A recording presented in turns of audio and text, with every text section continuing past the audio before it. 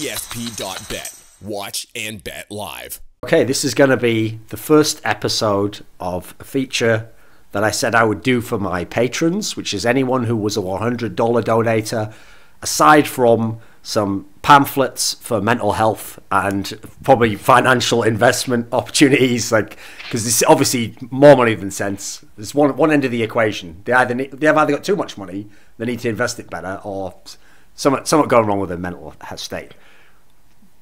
I said that I would give everyone the opportunity, in theory, obviously, like, opportunity pending, you don't automatically get it, to comment on a discussion show in which we would just discuss esports. And actually, obviously I don't exactly know how I'm going to do it yet. In theory, there are more than 4 people, so I'm going to have to cycle people in and out. We're going to mix up the group here. But I thought one thing that's quite cool is it is a fairly limited group. Like, I think it's 8 people total are eligible right now. So what I thought would be cool was people can just come on whichever episode they want. There'll be one per month, and it'll be a different sort of cast of characters. And then my idea is, like, explicitly what I said. It's not like a live AMA where you just ask me stuff. It will be like I'll host the discussion. We will all discuss these topics, and then you guys can also have a lot of input as to where we go and what we talk about. But what I will say generally is, like, I would just more make it along the lines of, like, things that are interesting at the moment, something that you're thinking about at the moment, or something that's coming up that you're interested in. Like, for example, at the time we're recording this is the day off at Star Series before the playoffs. Like, generally, I don't think it's going to be that interesting to talk about the playoffs, explicitly the matches, because, for example, like, by the time this video comes out, they'll already have begun. So, wait there a second, what just happened to the camera there? Now I'm confused. Did you do something, Gman? We lost someone. Oh, yeah. Right. That's, I think I clicked on a different tab on my Google Let me see. Chrome. Is everyone still here? Yeah. A second. I dropped off. Right.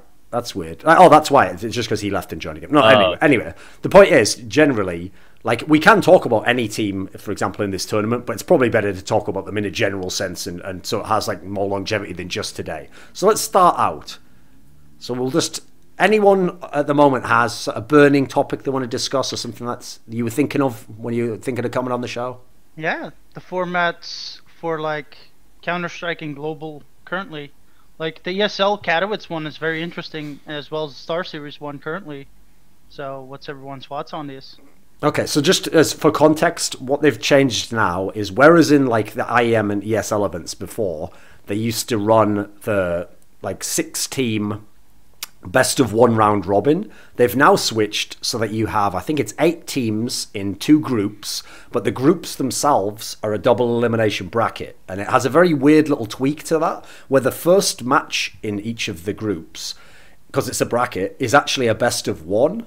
And then after the best of 1, you have the winners matches, which are best of 3. And then you have a lower bracket, which is all best of 3. And if you win the winner bracket, you go into the semi-finals. So it's a bit similar to the old ones in that sense. And if you come out of the lower bracket, you go to whatever, the 5th to 8th, the first round of the playoffs. So something along those lines. I think that's correct. I'm not 100% certain. But the general concept here is obviously going to mainly be about the double elim aspect. So come on, start me off, G-Man. What do you think about this format? I mean, I think in general, I'm surprised that more tournament organizers don't have double elim. It makes so much more sense. I mean, I feel like even in terms of, like, storylines, you can get, like, oh, this team, they had a rough start at the beginning of the tournament, and all of a sudden they just have this straight fire run through losers bracket where they're smoking everyone. And I mean, it makes for a good storyline, but also I just think it doesn't make sense to have teams be eliminated just after playing 2 matches. People watch these events to see, good Counter-Strike or good esports in general. So I think that it's a good change, but at the same time, kind of ESL, I'm not so sure about some of their general decision making, but I think this is one good decision they've made recently. Okay, what do you think about it, Jerky, then, since you brought the topic up? Well, are you in favor? Yeah, I actually like it. The only thing I don't like currently for Star Series is, like, non-reseeding at, like, playoffs. Sure. That's the only thing. But, like, for the rest, like, yeah, absolutely. I like this format. Absolutely love it. Because every upset you do, it's in a best of 3 every single time, so it's legit. Yeah. I mean, one of the things I will say, like, part of the reason why ESL went down some really weird rabbit holes with their formats. Is like, first of all, in the modern day, like bringing back the best of one round robin, which is easily my most hated format ever in basically any esport, because it leads to ties, it leads to all these scenarios, you know, where like if you get the hard matchup earlier on, sometimes it's more unfair, and then someone at the end, you know, has the easy matchup, but then that team's already eliminated and they don't even fucking try. Like, yeah, there's a lot of like flaws that are a little bit subtle initially, because you think to yourself, well, it's identical, we all play the same opponents, but you don't really. Like, the circumstances change every time. And I have to say, the reason why they went down a weird rabbit hole there is because actually the only reason they brought that format back is, I believe, due to players suggesting it or something bizarre like that. And so for the last couple of years, because ESL was the org that kind of got the most flack, they still do to some degree, you know, people don't complain the same way about the other orgs. They wanted to cater to the players because, quite intelligently, the players have so much social media following that if you keep them happy, it's going to kind of like offset the fans going nuts on you, and it's not going to have what they would call like influencers, you know, going against you publicly. And then this is the bizarre part: when you say like there's not much double elimination, because obviously in Counter-Strike we've barely ever had it. It's basically, funnily enough, the tournaments that did the double elimination were the exact same tournament format. It was the Summit and it was the Ace of Predator Masters, which were the same thing. It was where you're in a house and it's a bunch of teams where it's never like all the elite teams, and you have all the casting where it's like, well, basically Ace of Predator Masters was like the European Summit, if you ever saw it. It was the same concept, and they both had double elimination. But the interesting thing is, the reason why ESL specifically never did double elimination was actually all down to Carmack, who's like one of the head people at ESL, and obviously like one of my long-term foils, I guess you could say.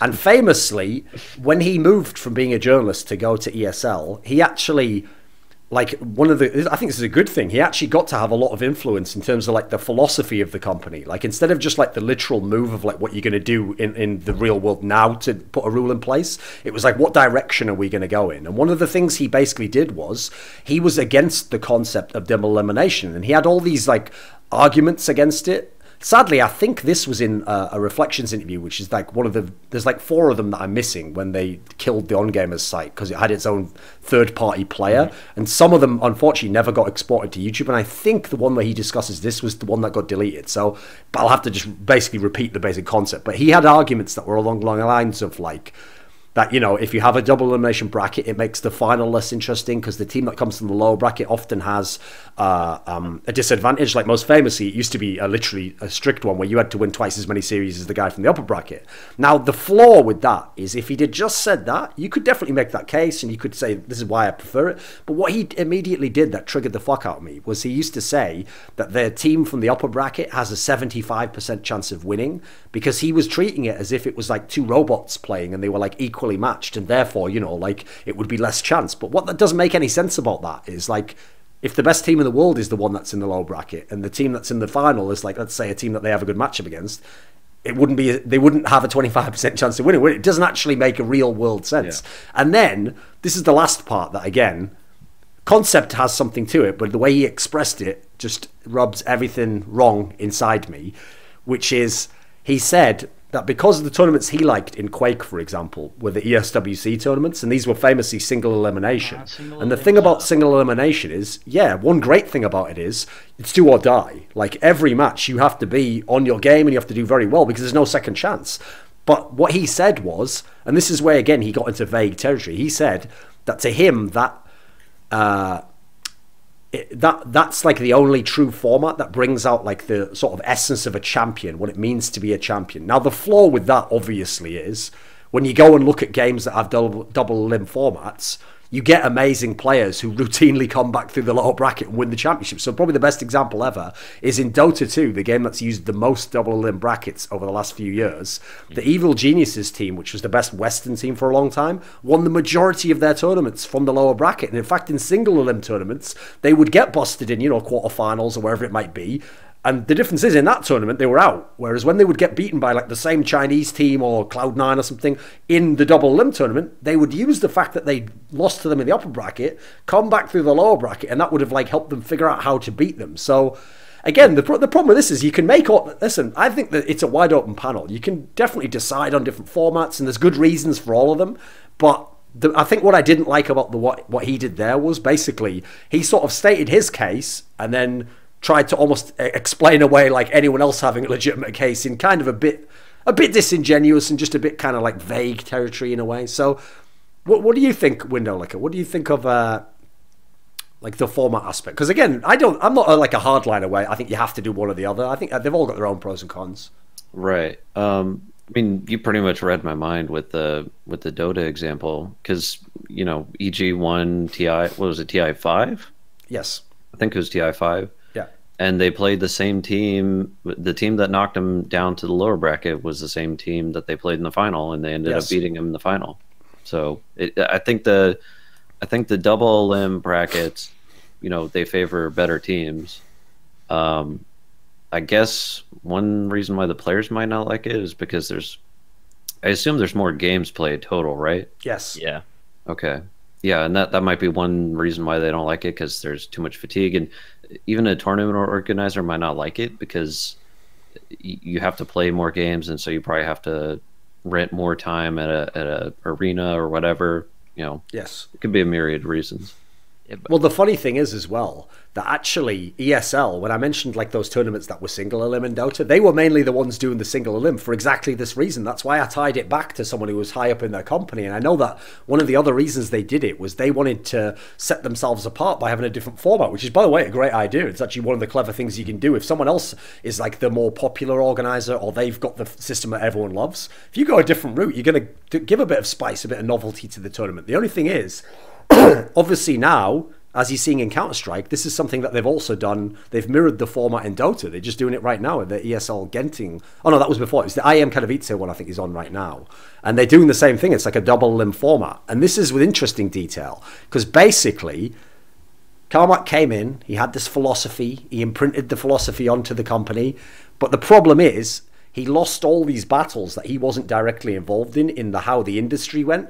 And so he just didn't have a choice at that point in time. So for example, in this kind of a setting, they just decided this was a better format. So to try and get ahead of the curve on formats, they've had to go to double elimination, even in a game that didn't have double elim. And then in certain other games, similar things have happened. So for example, he was also famously a very big proponent of no invites and having 100% open qualification. And what that meant was, for example, in a game like StarCraft 2, they would have this mad, like 128 player online bracket for the Korean players. And so most of the time, like the best player in the world never made it to their LAN, because he used to just lose to the 15th best player when he was playing like 10 people in a row and best of ones to get to the fucking LAN. So what's funny is, though, he lost on that one as well, because eventually in StarCraft 2, when there was less players, and eventually you had to invite people just to ensure you had the big names, so that's one of the interesting things about formats. Is if you've noticed, I've constantly tried to frame it that it's not really about doing what I would do, which is I'd sit down and go, what do I think is the best format, and what would I like to produce the best matches, and what would suit this game even the best, In reality, unfortunately, that doesn't interact with the actual tournament organizers almost at all. It's all like political stuff of where are they in contrast to everyone else, or it's things like, for example, you alluded to this yourself, Winnerlick, which is like, do the players like it, or does it have more games, but will that put people off, or will that make people, for example, in terms of broadcast aspects, it's not just maybe you need more days, but do people tune out if they've watched 5 games in a row? Now, I don't know those actual answers. It's kind of tough to know. So I never really blame a tournament organizer if they've gone a different route, because maybe they know something about having a certain amount of games in a day that I don't. But obviously, if it's you or I think we should just do it from the abstract perspective of like, what do we actually think would be the best, and what do we like about it, Mm-hmm. Yeah, but I think the biggest argument for double elimination is I think that you play more matches is almost more appealing. Because all right, let's say you have 2 really good teams who are now knocked into the losers bracket, and they have to go against each other to fight for survival in said tournament. It makes I feel like it just having more matches to play just means more excitement for the viewer. I can't understand people outside of Dota complaining about fatigue when those guys did a straight up tournament that would have taken Riot a whole month to do in 2 weeks. It's hilarious when people who literally don't have to play as even as twice as much as the Dota players complain about, oh, the tournament's gonna be too long, I'm gonna have to stretch out my wrist, blah blah blah. But you get the whole idea. I think more games is just better. It's superior. I don't. Well, the weird thing about that is that's also why when I was explaining, maybe ESL listens to the players or they listen to fans. I mean, listen, people know my position on this. just because you want to believe a player knows what the best format would be, well, why would he? He's got no qualification to it. He hasn't as much as he's had experience playing formats. I'll give him that. But as you can just tell by what I just said, he therefore would have no qualification to talk about a format he has never played in. So one of the problems you'll have in these two different approaches, if you want to bring in, like, for example, a format like double elimination, I can tell you this because coming from League of Legends, where I obviously moved into that game when it got big, it used to be so frustrating to talk to people about like format aspects, because you would be talking about it like, right, well, if we had best of 5 semi-finals and we had seeding and double elimination, it would do these things, and then they'd be sort of discussing it as if you were in like 1810, going like, imagine if someone invented a car and they'd go, nah, but how would that work? You know, like it'd go too fast, and what sort of petrol do you? It's like, no, you're like, what you want to tell them in this scenario is you know this exists already, right? And it's already being done. Like all the things you're postulating as like hypothetical problems don't exist. Like I can show you now, but because you live in the paradigm, and this is the key point, the paradigm of League of Legends, where it never has been done, to them it's still a very abstract concept, you know. So the big problem I think in Counter-Strike or any game you want double elim in is you've got to crack two paradigms at once. You've got to crack the one of the fans that says there's going to be more matches, which by the way always will come with the corollary idea that you probably can't watch them all. You know, there's probably going to be some you're going to have to skip. Now, to me, that's not a problem. I don't know about you guys, but I have never watched all the matches in a tournament I didn't work at anyway. Like, why the fuck would I, you know? But it's like, fair enough. Okay. It's a regular thing in Overwatch League. You want to skip all the shit games. Or it's like LCS. It's like, Golden Guardians is playing Clutch Gaming. Like, why do I care? Why do I care? Like, seriously. Shanghai Dragons versus Shock. But this is the problem, why do I care? Like, the problem that occurred is, again, the reason why that paradigm exists for fans is because all the leagues we're talking about have actually built their broadcast with the logic that you will watch the whole broadcast. They want you to tune in for the first game and stay till the last game. And that's actually one of the reasons why I think you've seen, for example, LCS go back to best of ones. They want it to be where you watch the whole league. Whereas to me, like, okay, again, I don't know what their numbers are like, so maybe there's a logic to that, but that's not how I consume the sport anyway. So personally, to me, if you say I'm going to give more games, I can just be selfish and be like, cool, that's going to be more games I don't watch, but more games that I do. So it's ideal for me, you know. Well, it goes back to the whole idea. It's like, what is the best competitive format? And, you know, I think a lot of these tournament organizers and developers, in the case of Riot, think like, you know, we know the best competitive format. It's like, well, clearly you don't, because you just send all of the major regions back to a non-competitive format. And you already stepped in and ruined what OGN was doing in the first place. And now Blizzard's doing that too, basically fucking up Apex.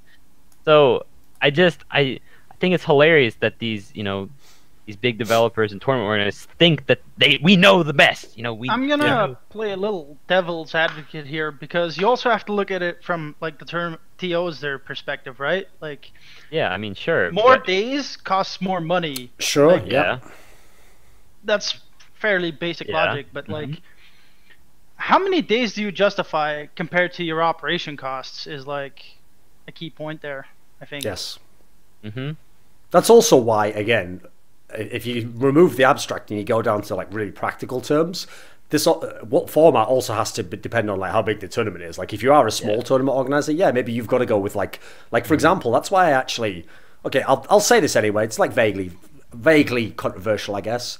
I actually always thought that ECS got really overhyped as a tournament, because on the one hand, it was good. It was the end tournament of an online league, so you would get like, you know, really good teams.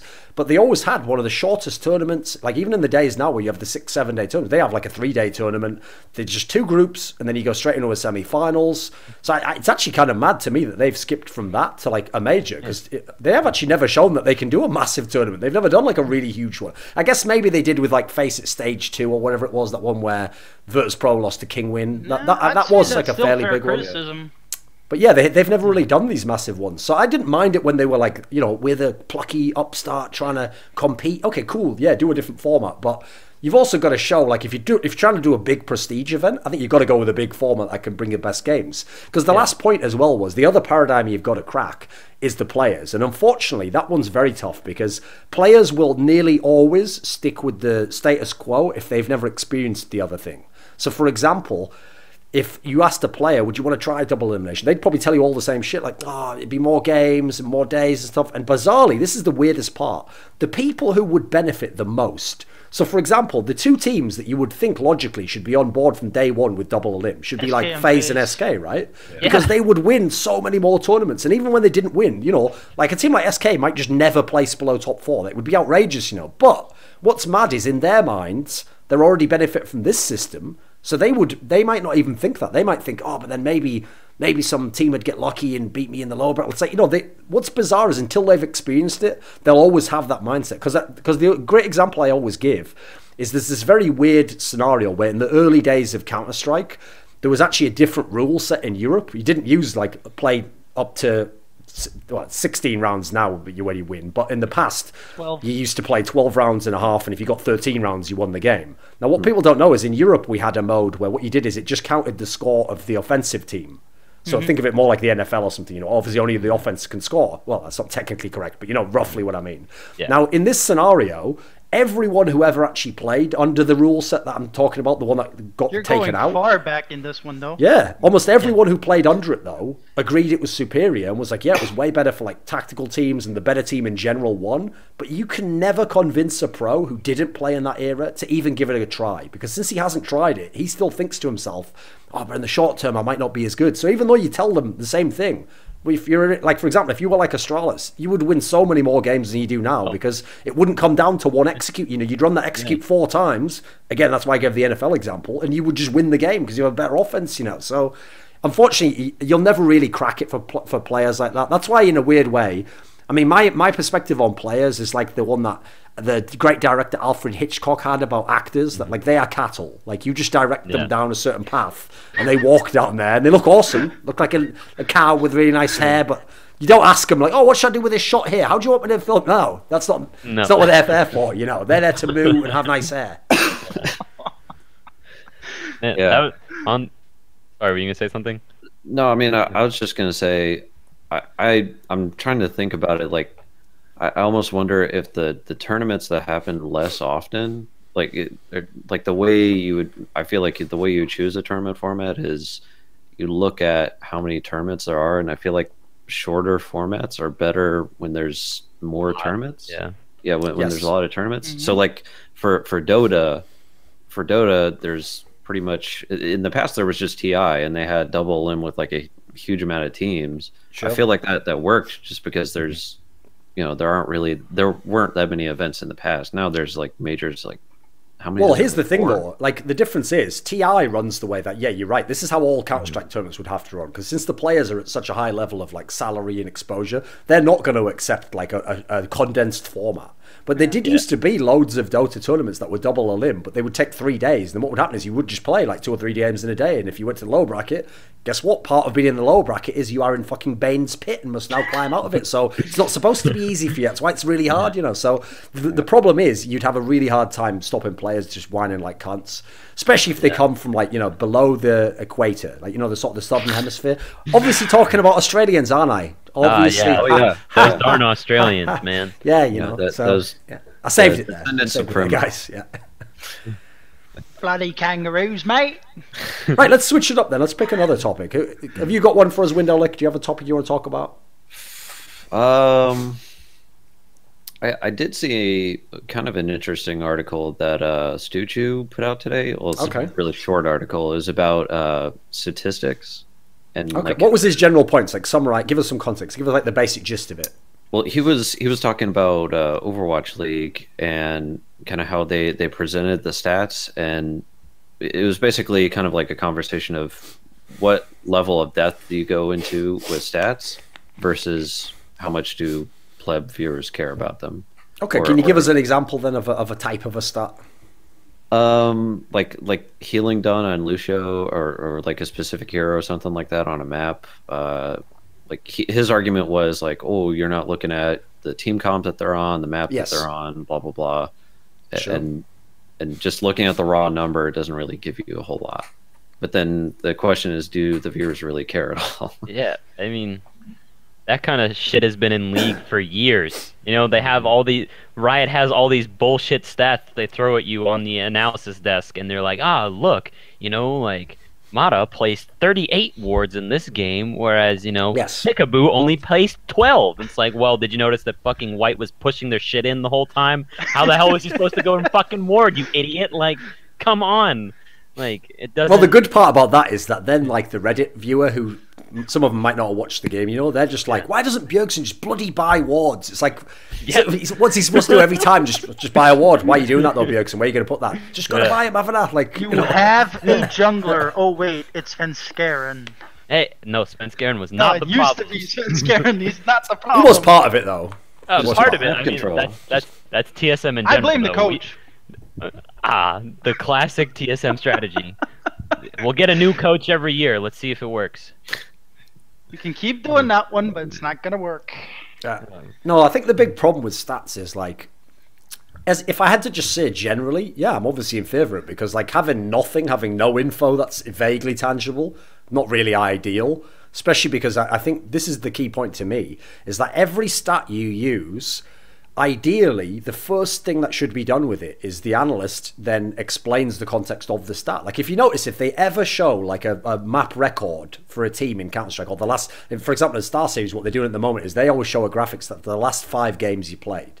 The first thing I do is not say, wow, 4-1 record, that means you're really good on the map. No, well, the first thing I do is I say, right, well, let's look at these 5 games. 3 of them were against teams who were actually very good on that, so actually it's not bad that you only won 1 out of the 3. This one that you won really heavily here, that team wasn't good on that map, so maybe that's not as telling, I've actually used the stat there, which in itself isn't actually that great. It's just some basic info, hopefully to steer my own analysis to make it better. I mean, if here's the thing, if I didn't have the stat on the screen like that, I could do some of that, but maybe I wouldn't be as like instantly motivated to, or wouldn't set me on that course. So I think if you have the experts do that, I think these stats are all great. Like for example, if someone could say, yes, okay, this guy has a higher warding percentage, but his team plays around like pick focus and they're trying to get certain vision control in one area of the map to shore up one of the lanes, now that's an amazing stat. I mean, the problem obviously to me always is the stat on its own doesn't actually really tell you much. It tells you like one thing and in a very narrow focus. And the problem is everyone, including me, wants to know, well, what does that mean as a bigger thing though? Like essentially, what is the stat? Like, is the stat telling me someone's better? Is the stat telling me someone's doing something right? And the problem is to make that leap, the stat can't help you. You've got to have someone who sort of like is guided by the stat, but then they sort of build the imaginary bridge over the chasm to get you to the other side. So yeah, I think it's a tricky topic. And I will say that's an area where, I mean, maybe other people just haven't thought of it as much as me, but there are a lot of amazing people who are experts in games. Like they legitimately have loads of in-game knowledge, but because maybe they're just not as good at articulating themselves, or maybe they haven't thought about this concept, they'll come on like an LCS broadcast or an Overwatch League broadcast and they'll say, wow, look at this stat. And all they'll basically say is like 7 variations of, it's a high number, the number's high numbers are good, things that happen a lot are good, things that are really high are probably the best, and if this is higher than that, then, oh, God, I think we all know what that's saying, it's higher. And so, like, it's like, what's bizarre about that guy is he thinks to himself naively, oh, I don't need to do the analysis here, I'm just explaining the stats. Like, no, that's exactly where you start. That's where you pick up the baton, Yeah. Mm-hmm. It's like that guy who, that sort of guy who goes into like a NBA discussion with some like old people and then starts saying like, oh, this guy has a PER of 30.2. This is amazing, without explaining it. And they're like, and now like stats without context is absolutely meaningless. Like, well, especially because, like, I mean, sports is the best example because, again, the thing in sports you always have to do. So they love, this is one of the reasons why I think stats got so big, is because they create a very simple storyline. And it's not always wrong. It's just that it's because it's so simple, it can't really answer anything important, because everything important is like a complex question with a complex answer. So what happens is they'll always have these stats like, oh, LeBron James is the 7th player ever to average this many assists in a game over 50 games. And the problem with that sort of a stat is you need to know things like, did they play at a different pace in a 30-year span where the guy who also has the same record has the same exact stats? So, the absolute number's the same, but is all the context so different that it's not really telling you either that either LeBron is good now or that guy has been surpassed in some way. That's where, like in sports especially, I feel like they do a terrible job with that. Because most of the time, unfortunately, I get the sense that the producer type guys who push those shows, the last thing they want to hear is you sort of downplay the current star. Like, nah, he's actually not as good as maybe we. They want to go the other way. Like probably the most stupid one was that one where they were like, Kobe Bryant just passed Michael Jordan on the all-time scoring list. Like, yep, well, he played more years, didn't he? So that doesn't actually mean anything. It's like trying to take Wilt Chamberlain and put him like in this era, right? It's like it's not gonna fit. No, what's funny is it goes both ways. Yeah, like that's one of the things that I found really interesting when I did an interview on my second channel with that guy who was the Wilt Chamberlain archive guy, where he's a guy who's basically just like a super nerd who's just tried to study as much as he can from 60s basketball, which is easily the least understood period. Like I barely understand it myself, you know, because there's barely any games. Like it wasn't as famous back then. It was a way smaller league. And so what I thought was great about his videos was, like, yes, he obviously has like some natural sort of bias or leaning towards those players, but he's actually very fair. Like he won't tell you, for example, like, yes, even though, I mean, you can tell by the name of the channel, I'm pretty sure he thinks Wilt Chamberlain's the best basketball player ever.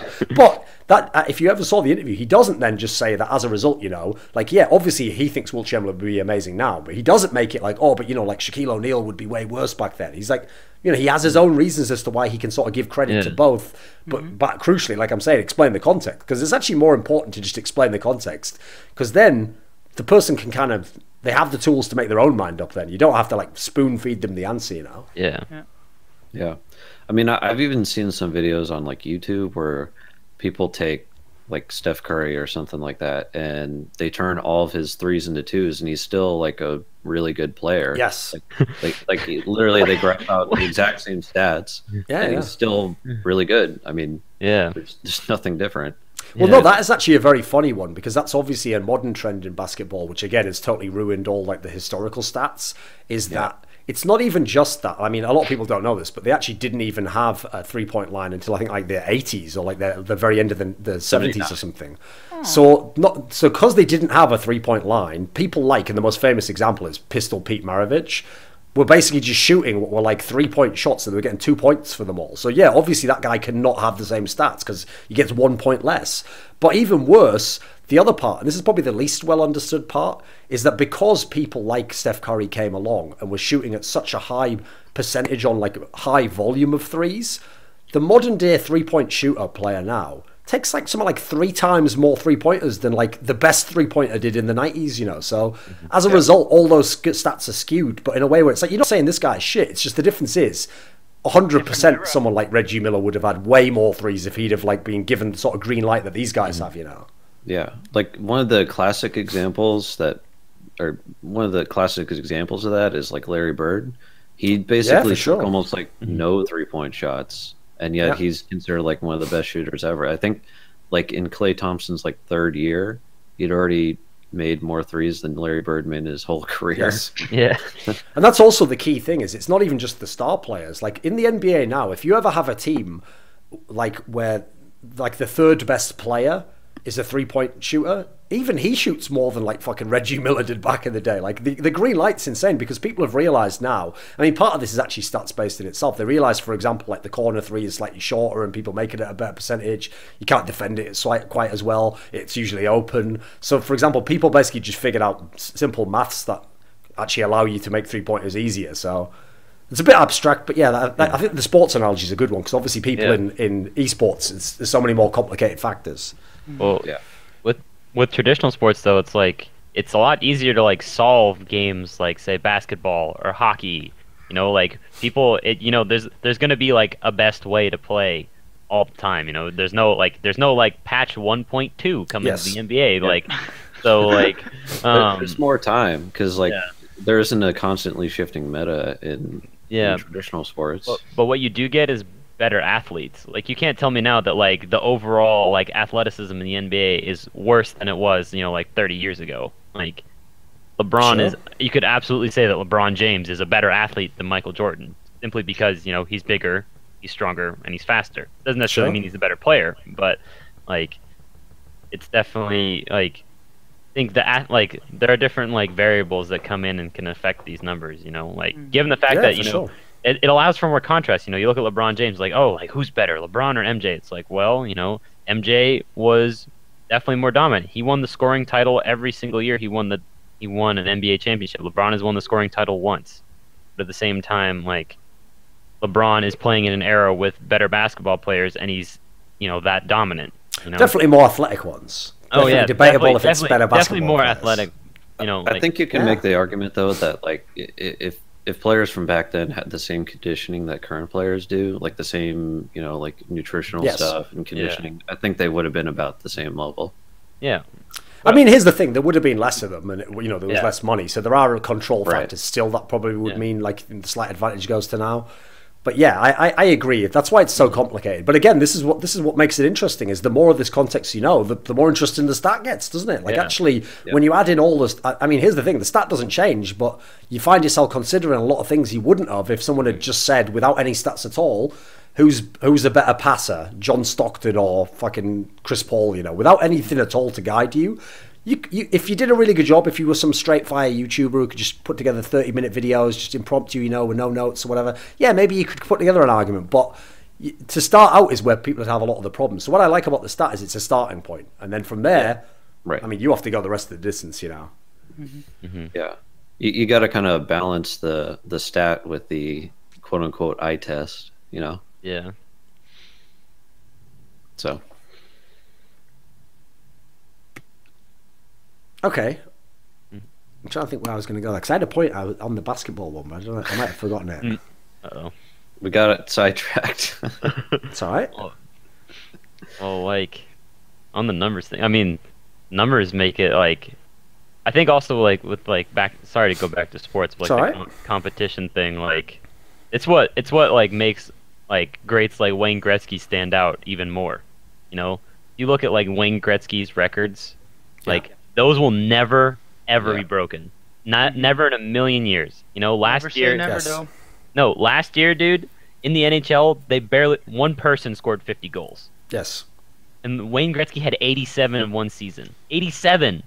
That's more than a goal per game. That's another example, though, of where the reason also why that'll probably never happen is because if you notice, like in the 80s, like the scoring was so fucking mental. Like people, like, if you go back and watch those games, people are just winning like 8-6 every game. It's completely out of control.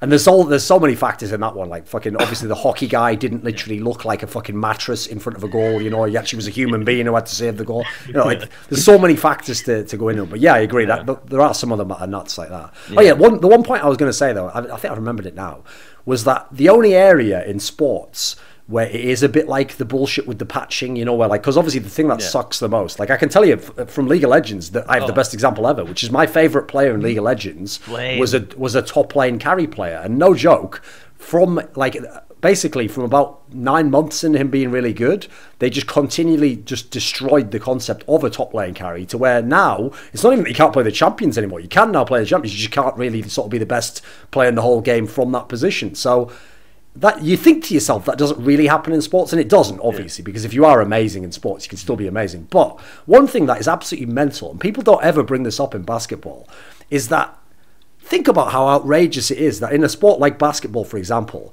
they have literally, if someone was too OP at one thing, they would just make a rule that banned that guy from doing that, basically. So there's like a few examples, like one's like Wilt Chamberlain. Charles Barkley actually had one where he used to just dribble the ball down and back people up. So they made it so you could only do that for like, 5 seconds, I think it was.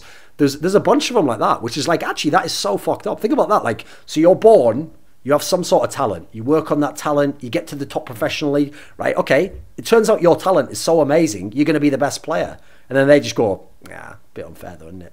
It's like, what? That's my talent. What the fuck are you doing? You know? It's not like we get some guy who's just some fucking super genius. Like, sorry, Elon Musk, you're going to have a mild lobotomy, mate, so that it's even fair playing field and that. I mean, they still do that now. There's been like the James Harden, like bring your arms up under somebody else's arms, the foul stuff. Oh my God. That was pretty bitch made though.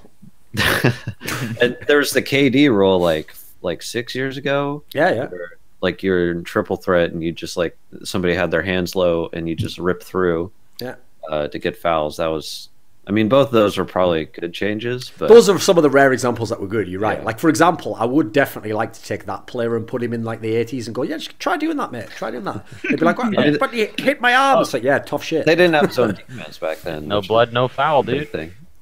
No blood, Okay. no foul. Right, let's pick another topic then. Has anyone got one? Reseeding in tournaments and how it's determined. That's a rough one, isn't it? Well, yeah, because you have to. So much of it is based like, how do you reseed? Like, okay, I mean, obviously you could go off a record if you had like a first round of a Swiss system. Like, okay, you know, these are the teams that are 1-0, and here are the teams that are not. You know, okay, now you seed them. But then like, how do you discern? Like, okay, you have FaZe, you have SK, and like, let's just say like, you know, Hellraiser's got an upset. Okay, all right, all of these teams are 1-0. How do you reseed them fairly? You know, well, this is the problem, okay? Exactly. It's like, here's the thing. So the logic that most people would use is that basically, and this is where it gets complicated because it isn't perfect. Before the tournament, you basically just have a world rankings. You have like 1 to 16, and you know, whatever the ranking they are, if they're in the top 20, they're going to be somewhere within that. That's the seeding, and it doesn't matter what happens. So, for example, if SK is the number 1 seed, but they lose the first game, okay, they're now the top seed in the 0-1 bracket part of it. And FaZe, if they're number 2, they're top in the 1 and 0s. Now, the downside of that, obviously, is that people will say stuff like, well, if you lose the game, do you deserve to get a higher seed? Okay, I can see an argument for that, you know? I mean, you are using the past to, like, force someone into a certain position now. The difference is, though, as someone who's watched, like, for example, my favourite example of this is probably tennis, where if you ever look at the way they seed in tennis, like, there is a little bit of fuckery in the way they do the bracket, but that's the reason why that is like one of the most consistent sports. And if you really are like the best player, you can make, like, you know, like say the semi-final of almost every single tournament, because you will always be seeded like roughly properly, so that, okay, someone could beat you, but they're going to have to be like 16th best player, the 8th best player, you know. You're not going to play the second best player in the third round and then lose and be like, and history just say finished, you know, fucking 32nd, and everyone go, wow, you weren't very good in that tournament. It's like, that guy, he was the fucking second best player, you know. Yeah. So the problem is, again, on a lot of these issues, this is one of the reasons, by the way, why in the early days I could never get through to half these fucking tournament organisers and fans, because they would always do this. They'd go, but since there's an element of your proposal that's not ideal, we're not going to do it. And I'd go, but I've just said there's 50 of yours that are not ideal. They go, nah, but we're already doing that. So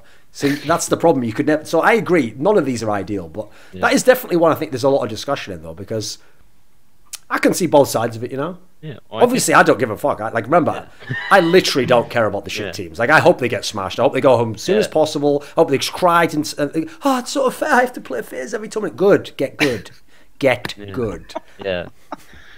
I think just like the hardest thing for Counter-Strike probably is that there's no besides, you know, like analysts like you or, you know, some ESPN guys, you know, putting out, you know, like their tier list or power rankings. There is literally no unified, agreed upon, you know, world rankings for most esports.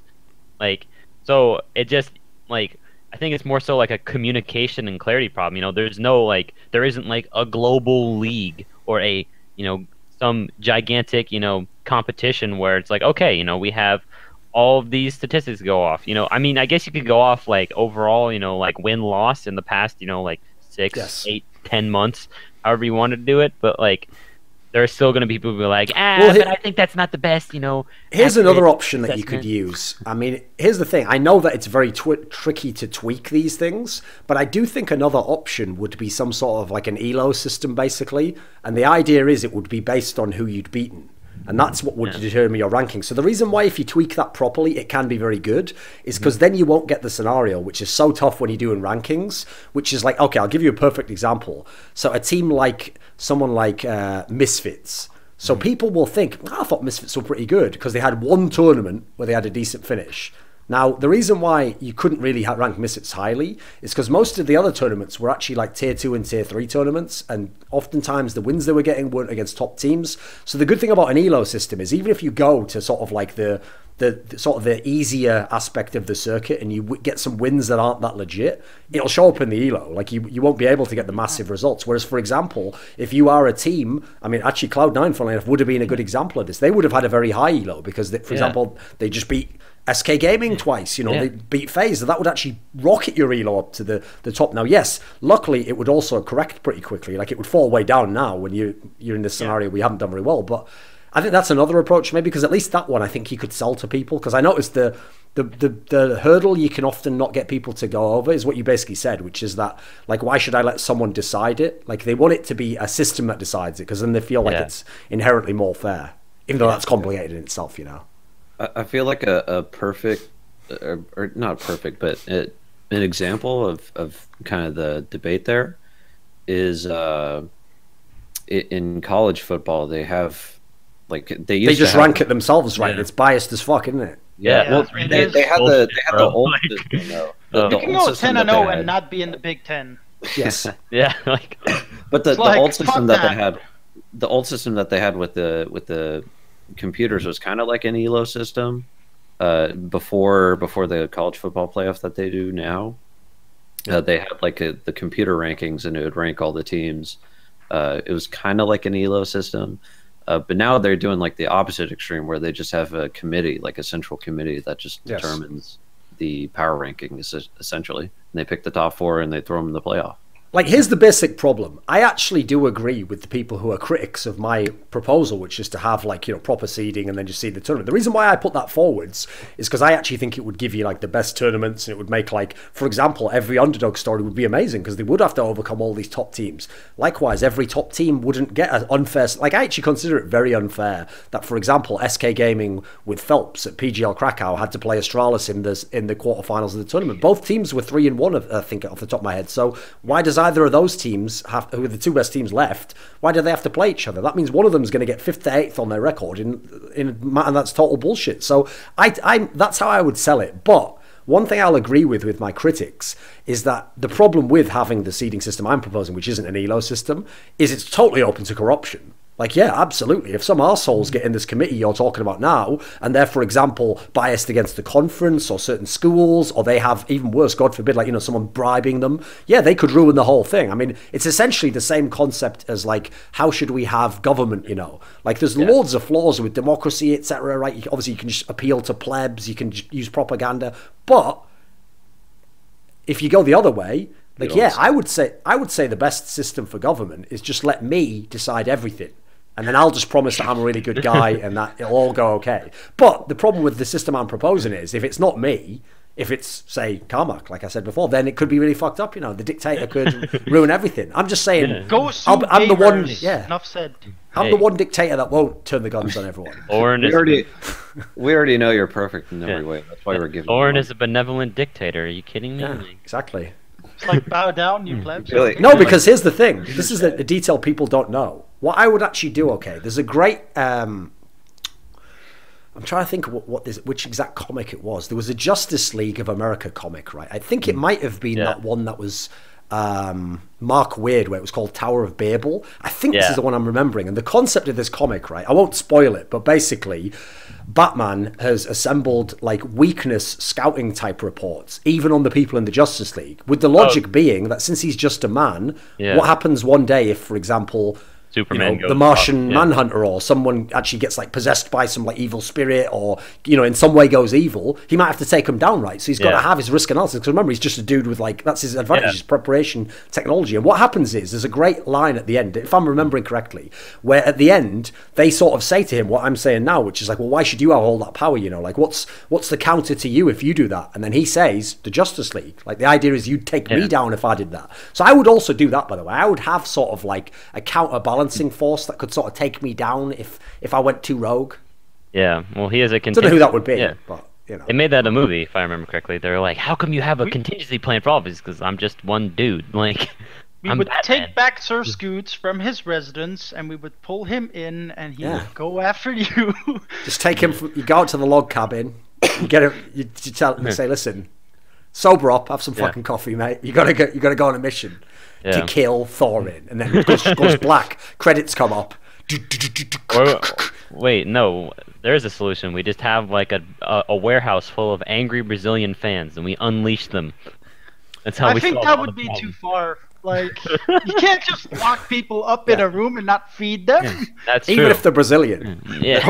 That would only be Thorin's weakness, though. They Yeah. wouldn't That's Exactly, we found the kryptonite. Okay, right. Here's what we'll do. Right. Did one of you have to go soon? Yeah. Right, when do you have to go, mate? 8 more minutes. Right, well, what we'll do is we'll just do one more topic then, and then you can go. We'll bring someone else in, and then what I might do later on is if we keep going, if I didn't see if the fifth person answered because I can't check my thing at the moment. But if he wants to come in later, I'll just cycle someone out, and someone can come back later if they want. So we'll do it that way. Okay, let's pick one final topic. Jerky, you pick it since you're the one going, mate. Oh, I have to pick it. Oh, crap. Like, it doesn't have to be a question. What's interesting to you at the moment? Is there anything that's like exciting you or really caught your attention in esports? People like really went in on C9 being like this super team, but they still seem to crack under like the pressure. Like when it gets to them, like if they're not rolling, like they play worse. Like people just seem to have this idea that like, oh, they won the major, they're gonna win so many more tournaments. Like, come on, man, be realistic. It's like, yeah, they had insane performances, but certain players on the other teams did not show up either. So it just balances out, you know? Right. There's a lot of NA people in this chat right now. I'm just saying that. I'm just putting the context out there. I already sort of sensed like hairs raising on the back. What the hell did he just say about my wife and my gun? Just like you know, they were okay. Come on, guys. Well, it's like the don't get hyped for KT. Don't get hyped for KT.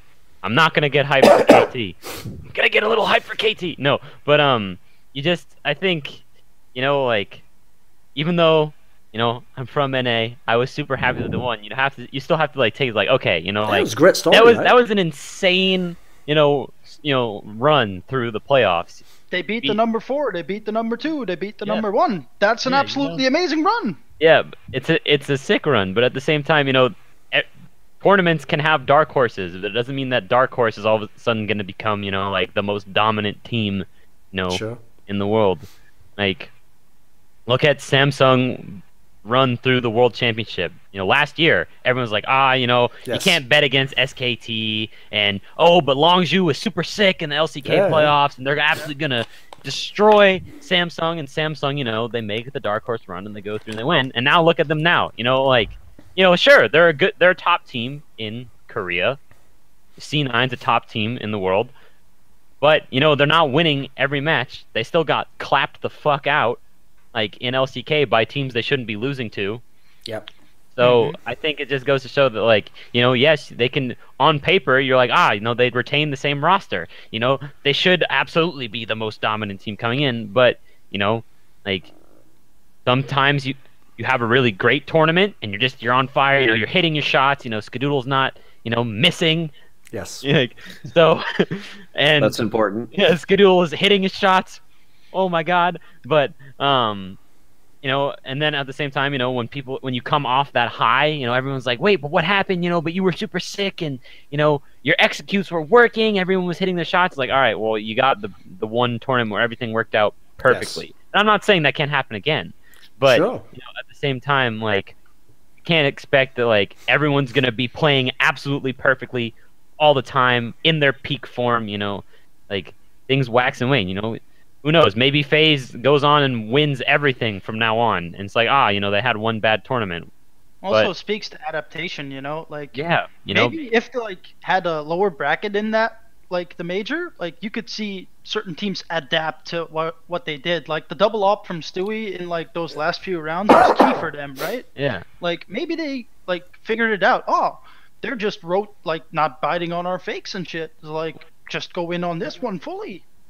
Well, I think the biggest, you know, in Thorin's recent interview with Automatic, you know, like, if you're the best, people watch you and watch what you do so they can figure it out, you know? Exactly. It's not like, you know, C9 was, you know, the best for one tournament, but that's still, you know, that's a whole tournament worth of, you know, VODs and demos for people to go watch, you know? Yeah. They all go watch the Elmo Putty videos. You found it. That's the real. We found out why NA won the major, boys. We did it. Here's the thing, though. That's actually why that guy did a really good job sort of capturing that niche. Because you can tell by the way he describes it. He's not like some like super intellect who knows like in-depth stuff about all the tactics. But he does a really good job of presenting them to the really casual fan who just wants to know like a simple concept. Like what happened in this one game, or what is this one team doing on this map. And he actually does a really great job in that sense. Because the trick there that's very difficult is one of the reasons why most of the real like super brain type people that I consider like experts about all the different esports games, the reason why practically none of them have a YouTube channel or create content or do any sort of show is because they can't then put their mind in the position of the pleb. So they can't explain to that guy what's going on because they can't think that way. And so that's why actually half of my work is like getting those people on a show and then trying to draw out of them some of those things and frame it a certain way to get the answer out that then hopefully someone who isn't a mega mind like them can actually understand. You know, it's like actually it's a skill set in its own value. So I think, yeah, his videos are good in that sense. But you're right, yeah, unfortunately someone will see the video and think, well, here's an easy answer, cool, I've got an easy answer, I don't have to think about that anymore, which is like, well, you do. I mean, you don't, you're just a pleb, but you do if you want to actually know what's going on, you know, obviously, yeah. Yeah. The funny thing is, I mean, part of it also does definitely come from, again, I'm going to have to blame American culture for this, because since every American sport revolves around the idea that, first of all, when you win, they're like, you are the world champion. They also always use the logic that if you win the championship in any of the American sports, that you were the best team, which is so far from accurate, it's unreal. Like I would give as an example, okay, this might seem like a harsh one, but if I had to give an example of what Cloud9's major run was like, I would actually pick the 2011 Mavericks in the NBA. Because that team, much like Cloud9, because remember, Cloud9 before the major, part of the reason why, like for example, when I picked them as like my dark horse to win, I did explicitly say that that's just on the logic of like if everything went great, maybe they could do it. Logically, they should never have been able to win because they were an example of like a number 4 ranked team, which is the most depressing number 4 rank to be, which is like you can never beat anyone who's above you, but you beat everyone who's below you. Now, that actually sucks. Like there's no variance there. And that's why I picked the Mavs example, because in their team, like they weren't even close to being the best team in the NBA. Logically, they actually had no winning matchup against any of the elite teams. Like they shouldn't have been able to do it, basically. But they did, and part of it is like everything went right. Like they even had like scenarios where like they figured out something in one game that then worked in the next 2 games. Or I mean, probably the most ridiculous example in that one was where like Jason Terry, who was like already like borderline washed up at that point in time, just literally had like the week of his life in the finals. You know, and was like hitting every shot, and like some of those things you didn't even account for it. You know, and so I think that's also a great example in as much as the team they beat in the final was just did a phase, didn't they? They were the fucking Heat team was supposed to win, and then LeBron just fucking did nothing for like 3 games and was just sat on the sideline going like fucking mom's spaghetti or whatever. Like, well, I remember that run very well because I'm from Dallas. So, see, for me, my mind went to the 2011 Bruins winning the cup. I'm from Boston. That was also another one. Yeah. By the way, the Canucks should have won that fucking final for sure. Absolutely. Anyways, but yeah, because you know, like you look at it and it's like, man, like I remember staying up to watch that and it's like, all right, the Bruins literally went through 3 game 7s in the entire playoffs. Yeah. You know, first round they nearly lost the Canadians, or not the Canadians. It was the Maple Leafs. It was the Maple Leafs. Yes. They nearly lost the Maple Leafs. Yes. Then second round, I forgot who they played, but then it was game 7 in both the conference finals and the Stanley Cup finals against, you know, much better teams. You know, no star talent. You know, you have you know, like the rookie and Tyler Seguin, you know, the number 1 draft pick. You know, could this be the story? But what really matters is that fucking Tim Thomas played out of his mind. Yes. Like at 37, and all of a sudden he's playing like he's a Hall of Famer. You know, was that the year where they beat the Penguins? I think it was. Because that was the one, if you remember. That's an example again. Like, logically, they should have actually lost that series. Because that was where the Penguins had, like, the maddest offense ever. But then they just 100% shut them down. Well, you never know how that's going to go until it happens, does it? Right, anyway, it looks like Jerky's is left, has he? Yeah. Let's see. I think that Bruins run, like, it birthed the meme now of, like, you have to have a hot goalie in order to win the Stanley Cup. Which definitely is not true, by the way. Did you ever see the fucking Mark Fleury won the cup? Oh my god. That guy's hot trash. I mean, the best part is when Malkin roasts him on the bench, you know, in practice. He's like, I'm sitting here, I score, you know, 30, 40 goals in practice. How does this guy have job? You know, right, wait here a second. I need to bring someone else in now, so I'll probably cut this moment. So wait there one second. Right. Just got to get someone else in, so wait there. Yeah. But I remember that 2011 Mavs run though. They went through. Yeah, dude. What was it? It was the Blazers in the first round. Then the Lakers, and then the Thunder. Yeah, the Thunder, and the Heat. That was. Oh wait, no, I was right. They did play the Canadians in the first round. Right, wait there 1 sec. Let me see if I can just get someone in now. Ah, dude, I remember now. They played the Canadians, then the Flyers to get revenge for losing, choking the 3-1 lead the year before. Then they played the Lightning, and then they beat Vancouver. Right, let's just see if he joins now. In a second. You could even technically say like the 2016 Cavs. I mean, there was only really one team that was good that they beat, and that was the final. True, but I mean, beating Golden State is like it's a feat in itself. Mm-hmm. Let's just stack all. Although arguably Golden State shouldn't have been there anyway. Yeah. If it wasn't for Klay Thompson like literally going apeshit in Game 6 against the Problem Thunder. is though that entire run's like one of the biggest what ifs ever, because it's like about 4 teams could have won that time. Because remember, like half the reason why the fucking Warriors almost lost is because like Steph Curry had that mad injury at the beginning of the playoffs. Yeah, Yeah. that was bad. And then not even that. Like if Golden State had won that final, then KD probably wouldn't have gone. I think he even said that he wouldn't have gone to Golden State if they hadn't have won. No, that's what's hilarious, by the way. I've often told people this. Like, everyone who cries now, it's unfair that Kevin Durant went. You made him go there, you dumb fox. You told him every year that because he didn't win the championships, he was a fucking loser. So he was like, you know what? Fuck all y'all. I'm just going to ruin the whole NBA. I like winning more.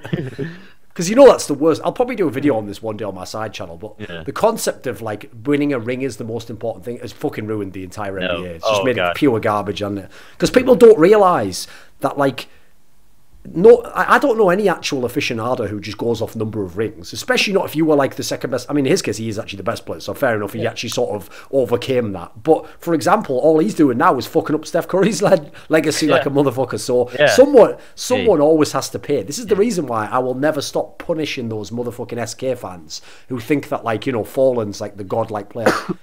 Child, please. Yeah. If he did it all as a star player, I would have him as number 1 all time, wouldn't I? It'd be fucking insane.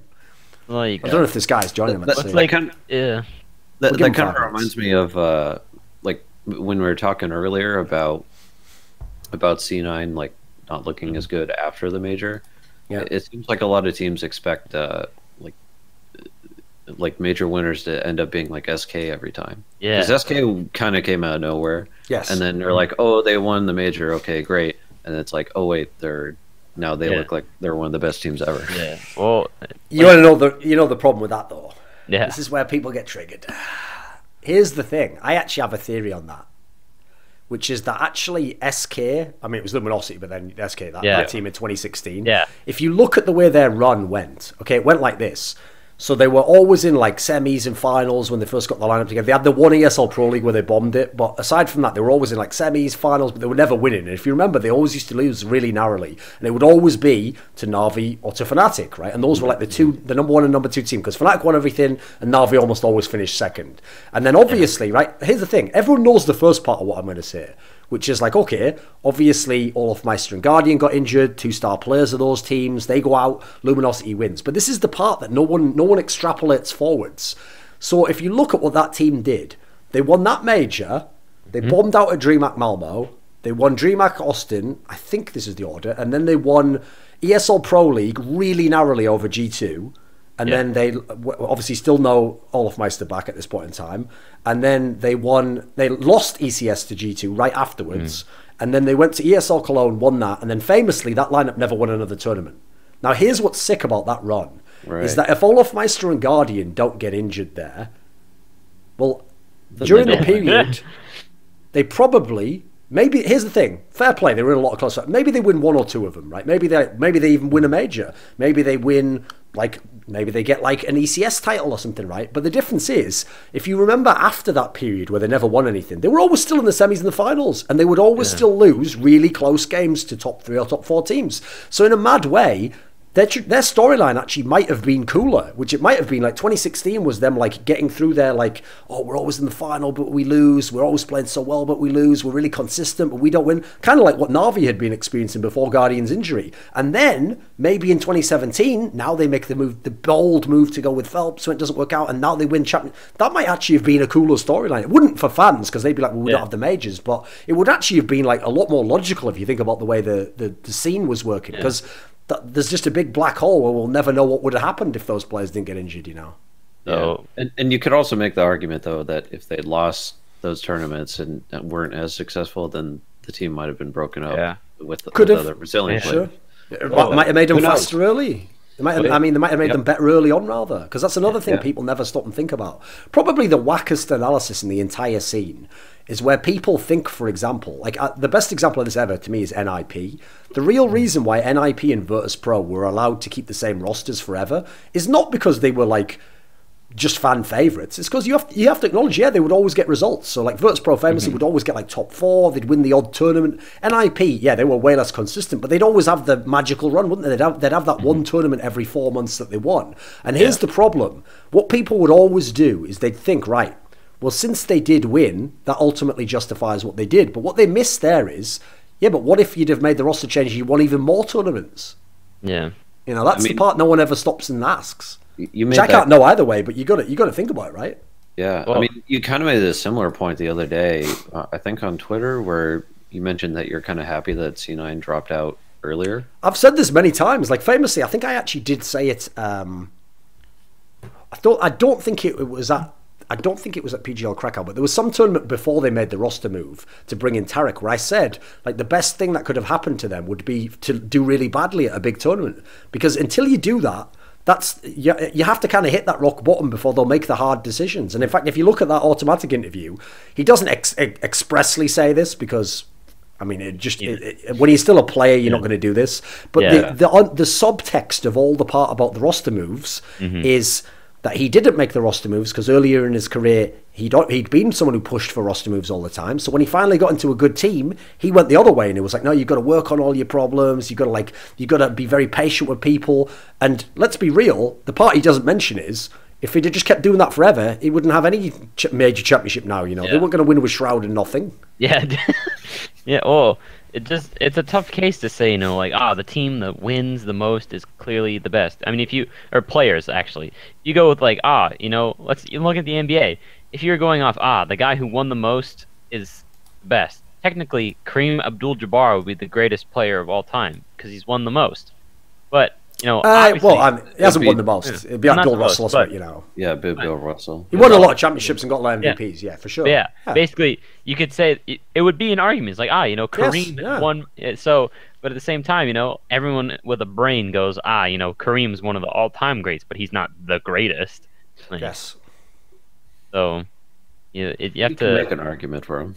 Oh, obviously you can make an argument for him, you know. You know, that's probably the saddest thing ever as well, is that, like, this is another concept I have for a video one day, which is basically, like, I think one of the worst things that also happened to most sports, and definitely to, like, esports, is this, like, mad drive for, like, monotheism, where there's only allowed to be one best player, and he's definitely the best player, and we all agree in a hive mind that he must be the best player, and how dare anyone speak against this? Because literally in every single sport that I'm aware of, you can at least make the case. Like, for example, probably in my opinion, the least debatable ones are probably like hockey, because like the big problem is all the people who are the.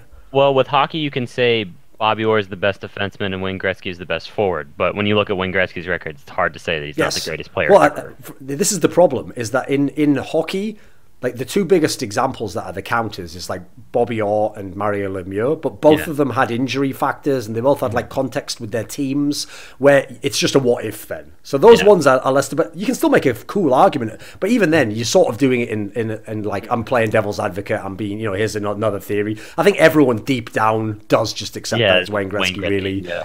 But the difference is, aside from that, and then maybe tennis, I think every other sport I'm aware of, there's a mad amount of diversity of opinion. It's just we don't get it. And I don't blame the media, because the media wants to present a very simple narrative, because that's unfortunately actually what a lot of fans want. They want you to tell them who the best is and to tell them why, and then to build up a story, and then they want to seem cool because they can repeat to their friends all the shit they heard on the morning radio and in the documentary, you know.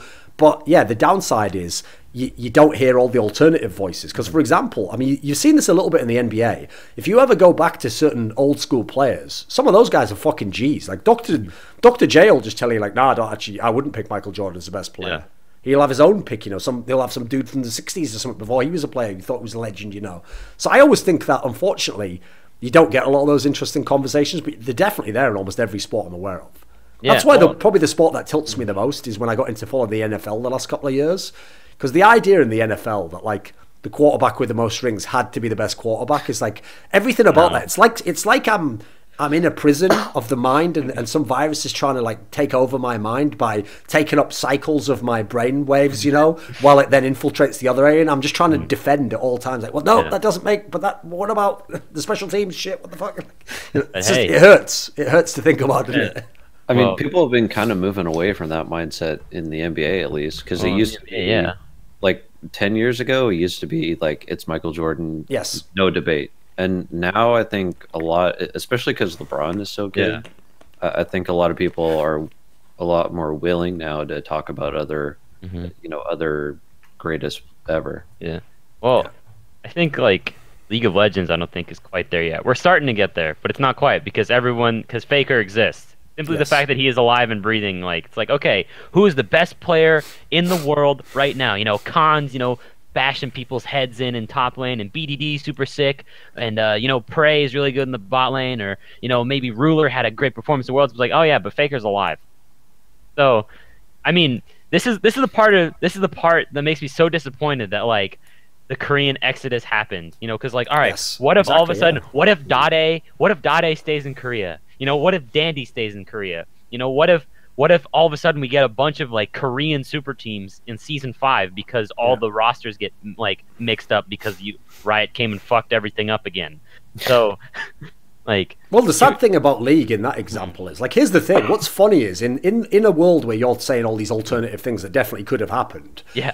The sad thing is, I think actually we would be on the other side of the equation. What would happen is we would now be explaining to the pleb, oh no, actually Faker was the best player ever. It's just, I know he only won 1 Worlds, and he only got like 2 LCK titles ever or something, but he actually was the best player, even though those other teams won more titles. Because the problem in League is, it probably is Faker again, like the Wayne Gretzky one. But on top of that, the really limited format for how Worlds works in LCK means that because he also then simultaneously got the most accomplishments, it just shuts down all debate for plebs, unfortunately. Yeah. Because I agree, and there's definitely a world in which maybe Faker would have never won anything else, no matter how good he was. Yeah. Maybe there's kind of an example of this in Overwatch with Fleta. Like, a lot of people, like, you look at the stats of Fleta when he was with what was it, Flash Flux? Yeah. Yes. He was amazing. The stats are literally, they're insane. He was basically the simple of Overwatch at the time. Yeah. That guy, he's a beast, bro. And now he's on, like, a super stacked team, and I think a lot of people, or at least a lot of plebs, like you say, don't appreciate him for how good he is, because he's on a super stacked team with all these amazing players on Soul. Yeah, but also at the same time, but, like, I feel like, bring Dade back up, you look at esports now, like, everyone forgets who the hell that guy was.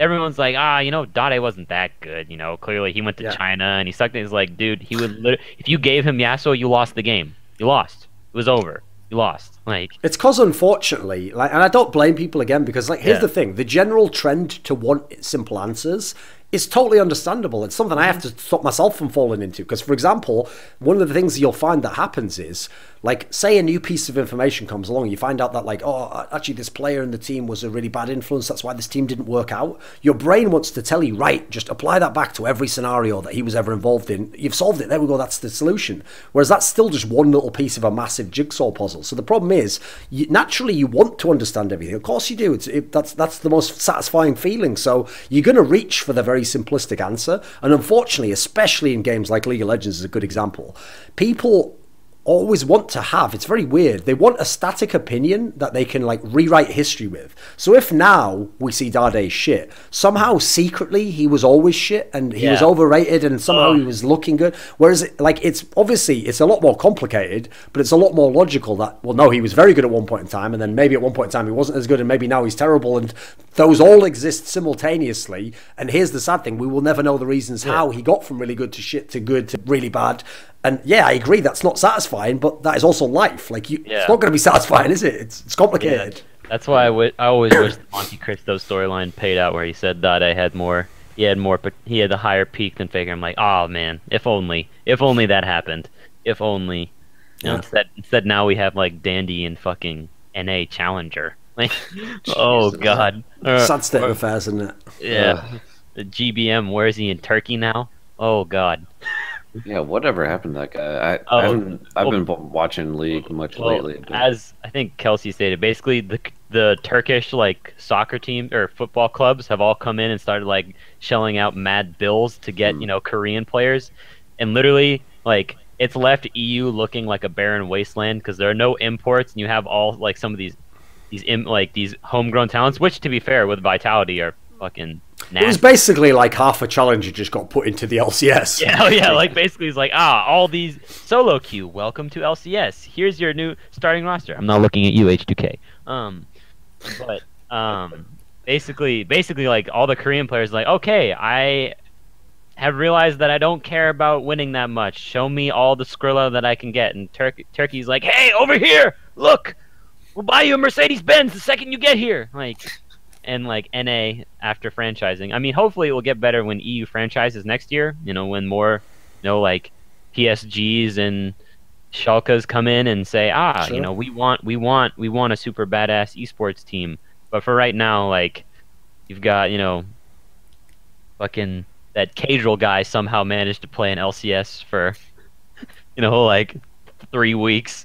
That blows my mind. But Or Shanghai Dragons. Stranger things. Oh yeah, don't even. Oh god. Stranger things have happened apparently in esports. So, Kiwi kids stole paychecks for 5 years.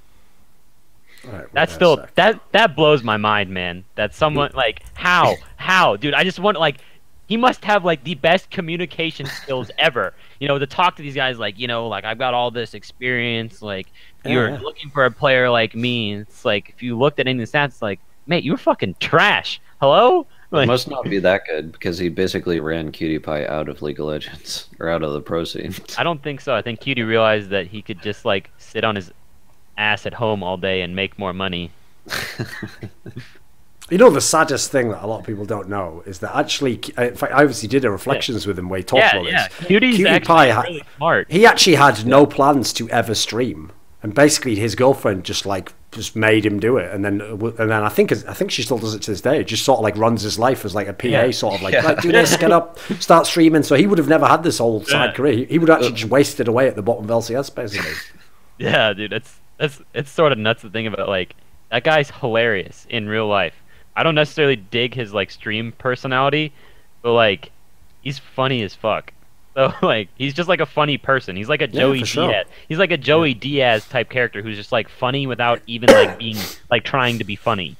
So like unfortunately though, like when you were saying like how did Kiwi kids stay in the LCS? Unfortunately, that's where there will always be a disconnect between fans and the pro scene, which is that there's people in every game that are like that. I mean, Smith's in G2 is an obvious example in CS, And the problem is, unless you know the internal politics of a team, it'll never make sense because logically their play shouldn't justify it. But there's like a few factors. Like one is that, funnily enough, this is an area where a lot of people don't understand how I've had success in my own career, which is that during the period of my career where I had to work for companies, I had to learn this myself because I basically was in the position that a lot of great esports players have been where, they have like talent or for the first year they're really good and then, their career dies out and then I'll give you a sports example. Like think of someone like Chad Johnson or something like that where like talent level's amazing, but eventually like the talent's just fallen off and the personality and the ego is too much that someone makes that calculation and eventually teams start going,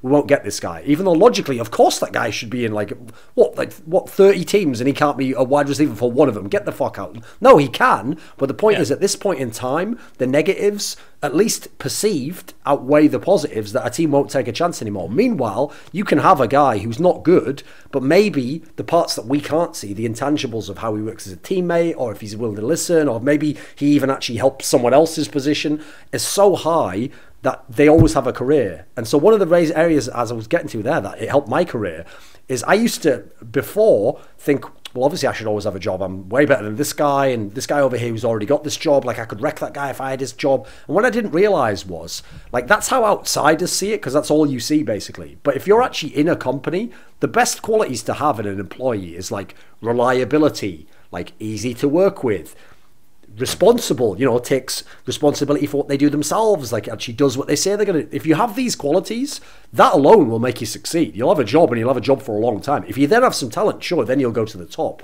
But unfortunately, like, I have to say, it's almost universal that any of those players who seem like bums, usually, yeah, they did have some like intangible like that was good. I still personally wouldn't have them in the team, but I can see why that appealed to someone in their teams sometimes, Yeah, it's like, there's like the factors that you don't know about, but at the same time, you're that bad, man.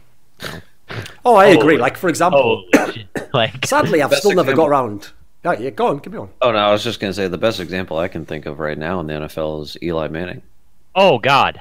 Oh, he absolutely should not be in the NFL. Oh God bless. Well, actually, but they keep trotting him out there. Yeah. Well, hey, 9 million concussions. As someone who grew up in Massachusetts during the time of the Patriots' dominance, I will forever have a hatred for both of the Manning brothers. But like, definitely, like, that guy, just get him off the field, man. It's just like sad at this point, like watching him like up. Well, then they tried to get him off, and they broke his like streak of consecutive starts, and everyone got pissed off at them.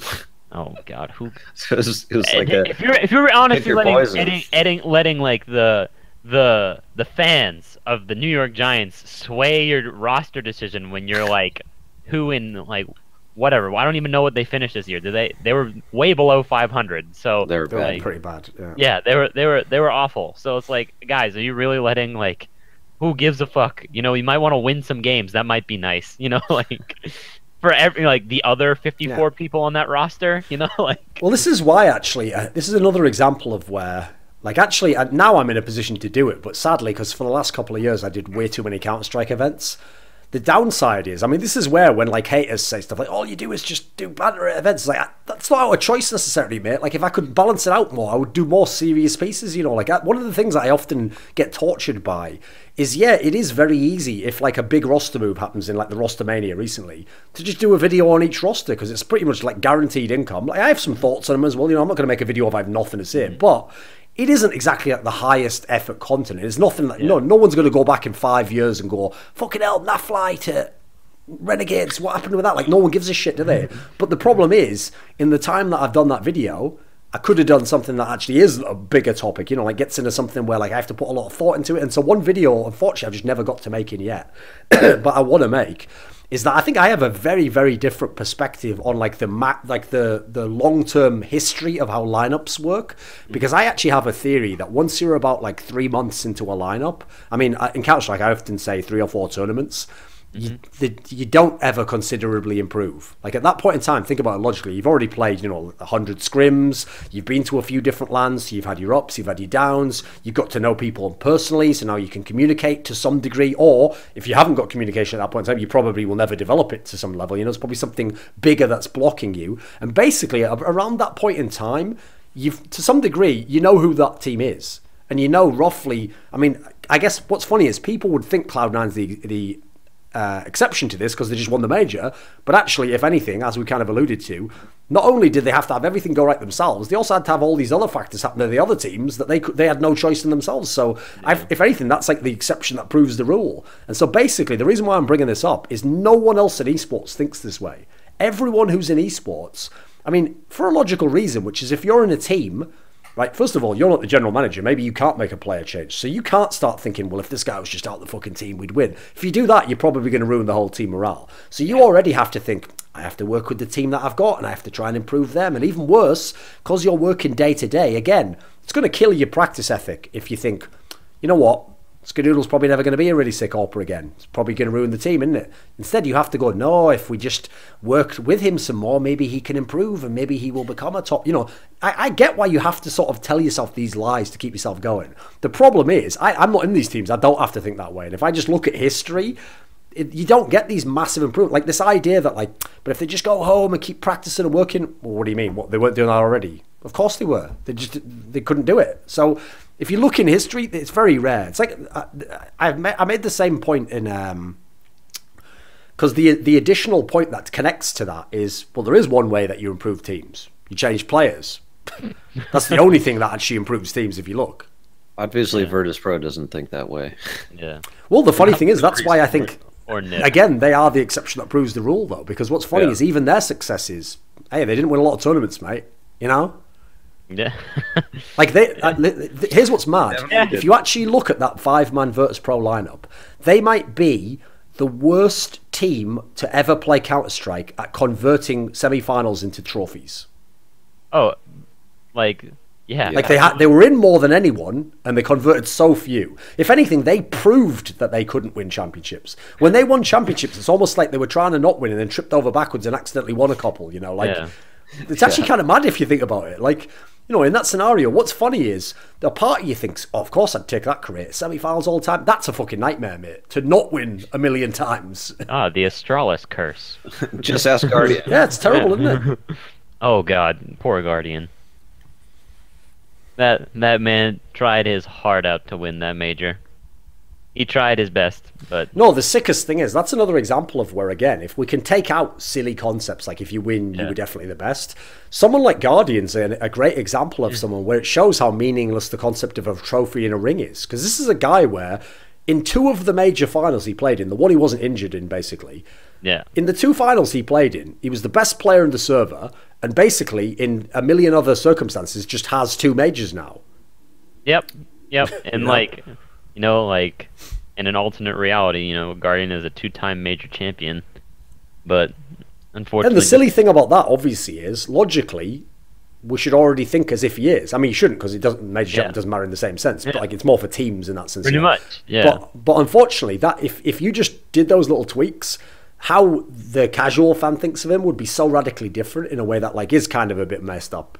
Yeah, it's like oh man, like I once made this point. I would even actually have given Guardian even more credit than most people, because I would say this: so he would have won 2 majors, playing for some like team full of Russians, and then a mad international mixed team that like no one ever thought could win. That's, you know, all the fucking Fnatic players played with Swedish people in a core of players that they played with for a long time, who had all pedigree, and then they won in a way that was really logical. You know, like he would have like been the ultimate exception if he. Although I will say there's a caveat. I feel like FaZe, they were the tournament favorite. You know, he was playing with arguably the best player, one of the best, like top 2 players in the world, maybe top 3 if you want to say simple, on his best day, on his like best days where he's not like doesn't go like I don't feel like trying. Basically, Nico, cold and simple. So all of a sudden, you know, you're playing with Nico, your team is a favorite. You know, SK is playing with a sub. You know, Cloud9, you know, yeah, they're good, but they're an NA team at a major. Lol. G2, you know. They could be super sick if they really wanted to, or they could just implode. Sure. And then Navi is just like more often implode. Yeah, Navi is just, you know, like doing their own. Navi's being Navi. I don't even know, like, I think that's the only way to describe them. But like, FaZe, like they had everything going for them. You know, like they were on. I guess you could say they were on the easier side of the bracket because you know they had the easier side of the bracket. And all of a sudden, you know, you're playing C9 in the finals of a major. Nico is tweeting like, "We're gonna make NA quiet tomorrow." Like, all of a sudden, you get like, all of a sudden it's like chat shit get banged. I guess like, you literally like you lost like in a spectacular fashion, mostly because it went to OT and everyone like you were ahead 15-11, and then because you fucked up, you lost and then went to OT like. You literally like they had every possible factor going for them. So, I mean, it was second overtime too, right? Yeah, I feel bad for Guardian because like it literally like he literally was doing everything right. It was only because like his teammates choked that he lost. Yeah. Like oh man, Nico just decided to not be Nico today. Damn, I guess we're shit out of luck. Like yeah. Well, it's like Matt Ryan in the 4th quarter of the Super Bowl. So Tom Brady became Tom Brady, and Matt Ryan became Matt Ryan again. Or in the past, Flamey just like being Flamey and being. Oh yeah, dude. Like Oh, dude, I think the best example for that ever would be, this is the reason why, even though just as a guilty pleasure, I do enjoy watching like those American shows where it's the equivalent of like by the numbers, but you know, they purposely make them quite cynically. So, you know, they're 5-minute segments on each daily topic so that they can go on YouTube. I do enjoy them as a guilty pleasure, but the topic that triggers me the most of all is whenever they try to tell you that obviously Tom Brady's way better than Aaron Rodgers, because look at Aaron Rodgers' playoff record. It's like, I once saw someone do an evaluation, right, where what they did is they just showed the defensive records of all the great quarterbacks over the last 30 years. You should see how bad the defensive records for, like, Aaron Rodgers was pretty bad. Yeah. The worst one was Drew Brees. That guy had so many seasons where, like, offensively, dude, he could have just won like 3 or 4 titles, like, and he was never getting anywhere close, you know. Yeah, well, the way I described it is, like, if you look at the NFL, you know, there are 3 S-tier quarterbacks that are bar none better than everyone else, and that's Tom Brady, Aaron Rodgers, and Drew Brees. Yep. End of discussion. You can't say that, like, you know, but, you know, Aaron Rodgers, you know, he's only got, you know, 1 ring. It's like, dude, Aaron Rodgers is easily, like, that guy's fucking money. He's gonna be a Hall of Famer. It's like, what do you mean? It's like, yeah, he's gonna be a Hall of Famer. Same thing with Drew Brees. I had someone try and tell me that Drew Brees wasn't a good quarterback. I'm like, dude, Drew Brees will be in the Hall. Mate. Drew Brees will be in the Hall of Fame. He's 5'9" and he has a 73% completion rate. Yeah. Like, hello? Like, but the reason why that's the good example, like why I like the NFL as the case there, is because obviously in the NFL case, like if it was only an offensive game, Drew Brees is winning all day long. But in his case, he's not even on the field when the fucking defense loses the game, is he? Like that's why the Guardian example is good. It's like what is it Guardian's fault that he didn't reach over and slap the taste out of Nico's bitch ass face and start controlling his mouse and killing people? Like, what's he supposed to do? Yeah, it's like you can't create 2 Guardians to play at the same time. Like, the funny thing about Aaron Rodgers is that, like, the year that they actually did win was it when he shouldn't have. When he ran the table. 2010 or 2011, like he was good, but like that defense was amazing at the time. That was they stood on their head, didn't they, of that one? Yeah. It's that, like, that's the funny thing about bringing. Well, the funny thing is that actually happened the one time that Peyton Manning won when he was actually still a star, when he won in 2006, because that was where, if you remember, their defense was shit, but then magically in the playoffs they just literally stood on their head like every game. Yeah, dude. Well, I mean, and even the second ring, their defense was amazing when he was literally like a trash tier player that was benched for. That's why that was almost like karma, you know. That was like the universe, like, right, you get one for free since I fucked you like 15 times. Well, like, dude, the thing about Peyton Manning, even though I don't like him, he's definitely, like, he'll have my respect. Like, I think there was like a documentary they did on him where they go over like how he, like, it was mental, isn't it? It's when he was in the summer when he was coming back from his neck injury, I think. And he talks about how he, like, comes up with play calls. Like, they're playing in, like, I don't even remember where it was. Might have been like Indianapolis, and he was like, you know, I'm gonna down in, you know, they like basketball there, so I'm gonna make a play call called layup. Or it's like, you know, we're playing in Florida, you know, it's a sunshine state. I'm gonna make a play about, you know, I'm gonna create a play call about sunshine or like oranges or whatever. Just like because he was like in Florida, like that guy's like brain for the game was absolutely insane. Oh, it's amazing.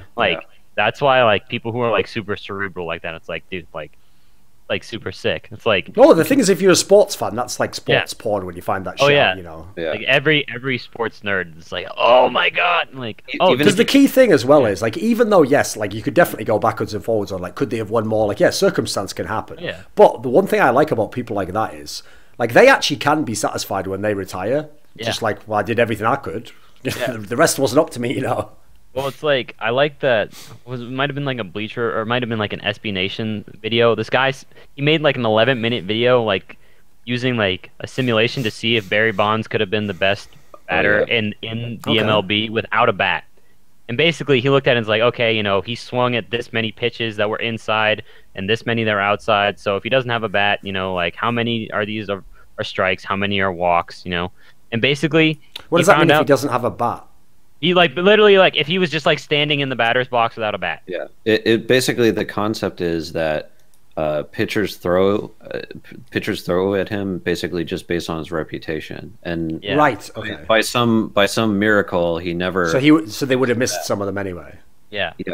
So he went through and calculated like like every single pitch that would have been a strike or a ball or a strike anyway. And then he went and did some other stuff too. What was the conclusion that they came up with? That Barry Bonds was still the best hitter in the MLB without a bat.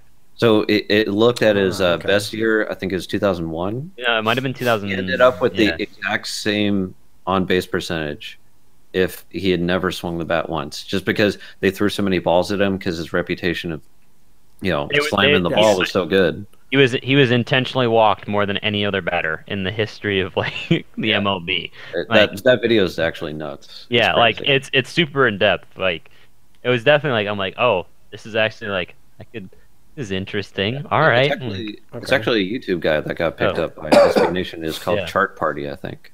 Yeah, but like, I was like, man, that's insane. That like, literally. Funny thing about that as well is you do know that's like an aspect that a lot of people also. This is also why when someone's actually a champion, in a weird way, you can sometimes give them too much credit over someone who didn't win. Like, for example, I mean, an obvious example now is like if you compare Cold Zero to Simple or something. Yeah. The problem is those reputations that you build up, which are all justified at some level. Like every stereotype usually actually has like a general truth to it. That's why it becomes a stereotype. What happens is people do get that intimidation factor, and that is like a real thing psychologically. Obviously, it's not a tangible thing. But the problem with that is it is self-fulfilling for everyone who isn't that guy. And so what happens is people really do, when they play against Cold Zero in a 1v4, make bizarre moves that they would never make against. If you took away the name Cold Zero and you just said that that's someone, random player A, they would actually kill him way more times because they would never think stupid shit like, oh, I can't just wide peak him because he'll definitely just spray me down really good. Like they're already thinking about how they're going to lose the scenario as they're doing it, basically, which is a bizarre scenario, but it's true. It's like, I remember there was once a thing they did. I can't speak to this entirely because I just vaguely remember it, but I think when they did some sort of analysis in football, they actually found that like even like professional level strikers often just kick the ball at the goalie. And you think to yourself, why the fuck would they do that? It's because, like, first of all, some of them were sort of psyching themselves out. Like, obviously in their mind, they're going, don't kick at the goalie, don't kick at the goalie, fuck. And then, they mess it up. And then secondly, if it was a really good goalie, sometimes they're thinking like, oh, fuck, he's probably going to save it. And so again, like, they're sabotaging themselves, Well, I think Wayne, I think someone asked Wayne Gretzky where he's looking when he shoots. He's like, yeah, I just shoot at the net.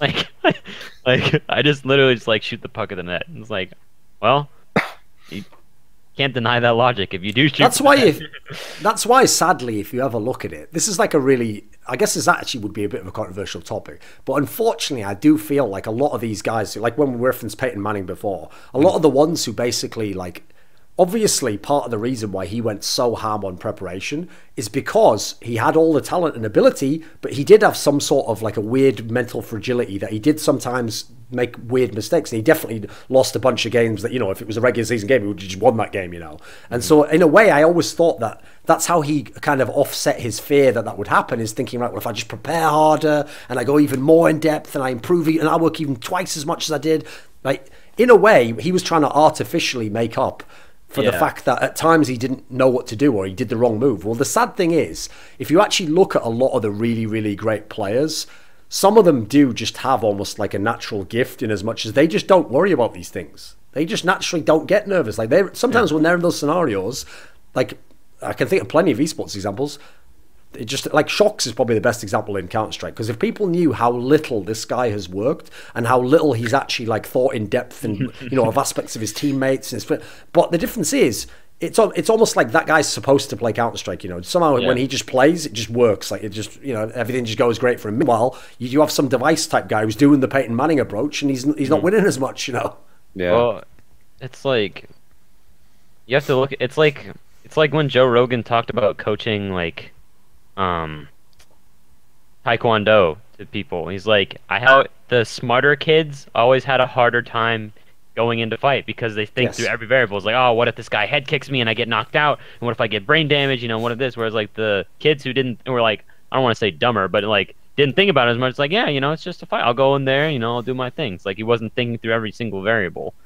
So isn't there some saying about that there's not much difference between bravery and foolishness? Yeah, it's mostly like, well, it's like it just shows just how much like the mental game can kick in. I mean, look at like Conor McGregor versus Jose Aldo, where all of a sudden you just see Jose Aldo like full sprinted him across the octagon, and Conor McGregor just hits him with a quick left counter, and boom, Conor McGregor is the featherweight champion of the world. So, like, I think that's why like teams that invest in the sports psychologists are good, unless you go like off the deep end and like mind games Weldon over here. But like, definitely, it's because unfortunately, like part of the issue is that because people like, especially if you just think about how like your normal brain operates, the part of you that's thinking, "Oh, this is who I am," is really just like okay, if you took like the analogy of like a computer or something, the part you think of that's you is the part that's on the computer screen that's in the operating system or whatever. But as a result, if you only think that's the part, then you lock off all the rest. You can't access it. Oh, wait a second, this guy's joining with me. Hey, mate. Hello. Right, wait there one second. I'll just move you into the other box while I'm talking. So wait there. Just got to add you in. Sure.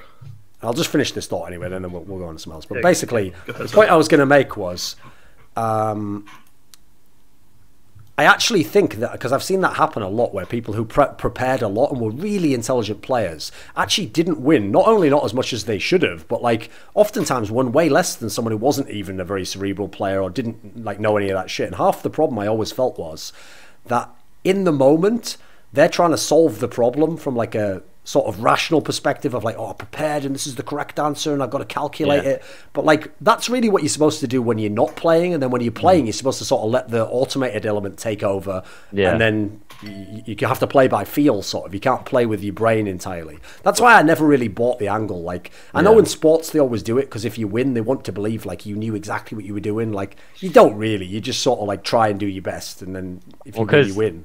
The second you start overthinking it, you start second guessing yourself, and that's just when like it all like start like choking, you know, because every single play that you screw up, you start second guessing. Right, I've got one question here. What do you want me to put as your name? Everyone else has done their Twitter. Do you want that? I don't even have a Twitter. Maybe. What name do you want? Just Isaac is fine. You don't want it as the name on Patreon? Oh, actually, that would work. Yeah, that would work. Right, the so it's just first one. Just TWCH is fine. Okay. Is that actually supposed to be Twitch, by the way?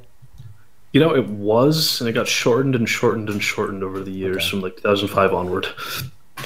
Fair enough. Right, wait there a second. I'll just quickly put... Right, I'll tell you what, while I'm doing this, because it's only going to be a minute, do you have a topic off the top of your head that you would like to discuss? Economics long-term of esports compared to modern or traditional sports. And the collective sigh from everyone in the chat. No, sorry. I said it before. Wow. So that sounded like the fucking driest. Like, it's not C-SPAN, mate. But okay. No, here's the thing. We'll find a way. We'll find a way to make it interesting. Yeah. Right, here's the thing. So okay. Wait there 1 second. It's dry and depressing at sometimes too. True. Yes. Okay. Here's the question then. So set it up for me. What's the premise? What's making you think about that? So when does esports come to the point where an esports career can sustain a person long term after they've dedicated that much time to esports and have put themselves behind in potential other careers? Yes. Compared to traditional sports where your income level is high enough that afterwards you can do fuck all and be fine. Yeah. I mean, here's the problem with that, okay? It's like, I think it's a great question. It's a tough one. But the problem is, like, this is what no one wants to hear. No, that, okay, of course not. So you know in esports, I always tell people this, by the way. If anyone ever asks me something like, oh, like I'll give you a perfect example. When people say, we need to encourage more women to become pro gamers, I go, no, don't encourage anyone to become a pro gamer. It's a terrible life, and you basically are going to torture yourself for actually relatively little money in many cases, unless you're the most successful. And then even then, you're going to be in a scenario where, like, for example, your health could suffer because you play 12 hours a day. You might become antisocial because you don't have much, you know, there's all these things that are negative. So what I tell people is I wouldn't encourage anyone. What I would do is I'd just let the people who are driven, fucked up people who want to do it. It's the same concept I have for the NFL, by the way. I actually think you should definitely tell most kids don't play it. But if you had some Ray Lewis level motherfucker, definitely let that guy destroy his brain. It's awesome. Absolutely. So you know, the point I'm getting at here is, right? Ray Lewis didn't even really need to destroy his brain, did he? Well, luckily he was mainly destroying other people's heads. Yeah. Don't insert the obvious joke about Allaire. Right. So just mental editing there. Mental editing. Okay, so he was found innocent, right? So here's the point, though, is that you might think to yourself, okay, even if you say don't encourage anyone to get into esports, at what point does that change? Well, this is the problem. I think it's the same with even the best professional sport in the world. Like, obviously, first of all, on a logical level, You know, it's been found that almost every pro athlete, except for very rare exceptions, even if they make, it doesn't matter how much they make, you can make $200 million. They nearly always have like nothing left, or, you know, very little. Like they spent most of it. Yeah. There are only a few sports where people seem to sustain themselves afterwards, golf being one of them. And that doesn't really, it's not really surprising when you consider the sort of, like the sort of person who's a golf champion is like your fucking accountant, like, but he just happens to be good at golf, so he didn't have to become your accountant, you know. Antoine Walker is the perfect example of a guy who just like bottoms out after leaving the league. Because he had like $200 million and he threw it away basically. And so here's the thing, right?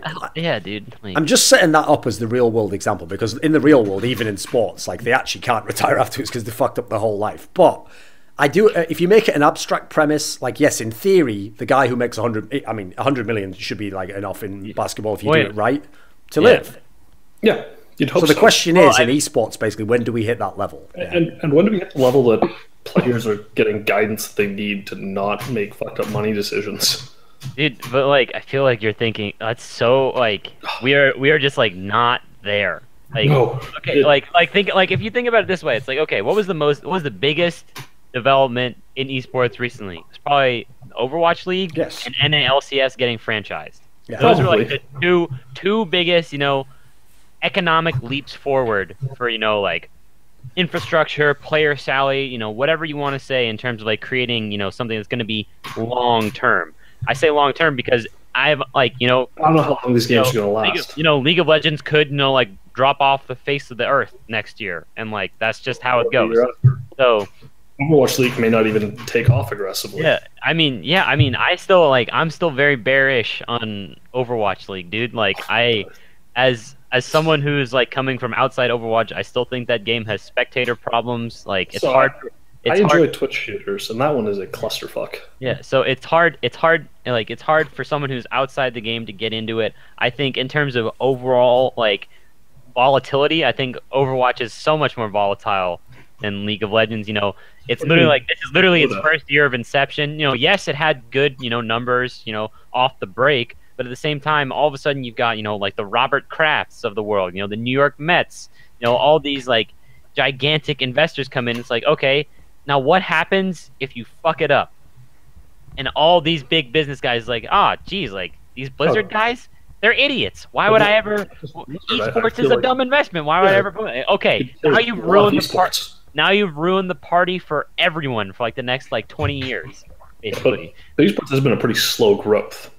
Well, I mean, slow relatively. Esports has been a thing since what? Let's say like early 2000s, late 90s, early 2000s. Yep.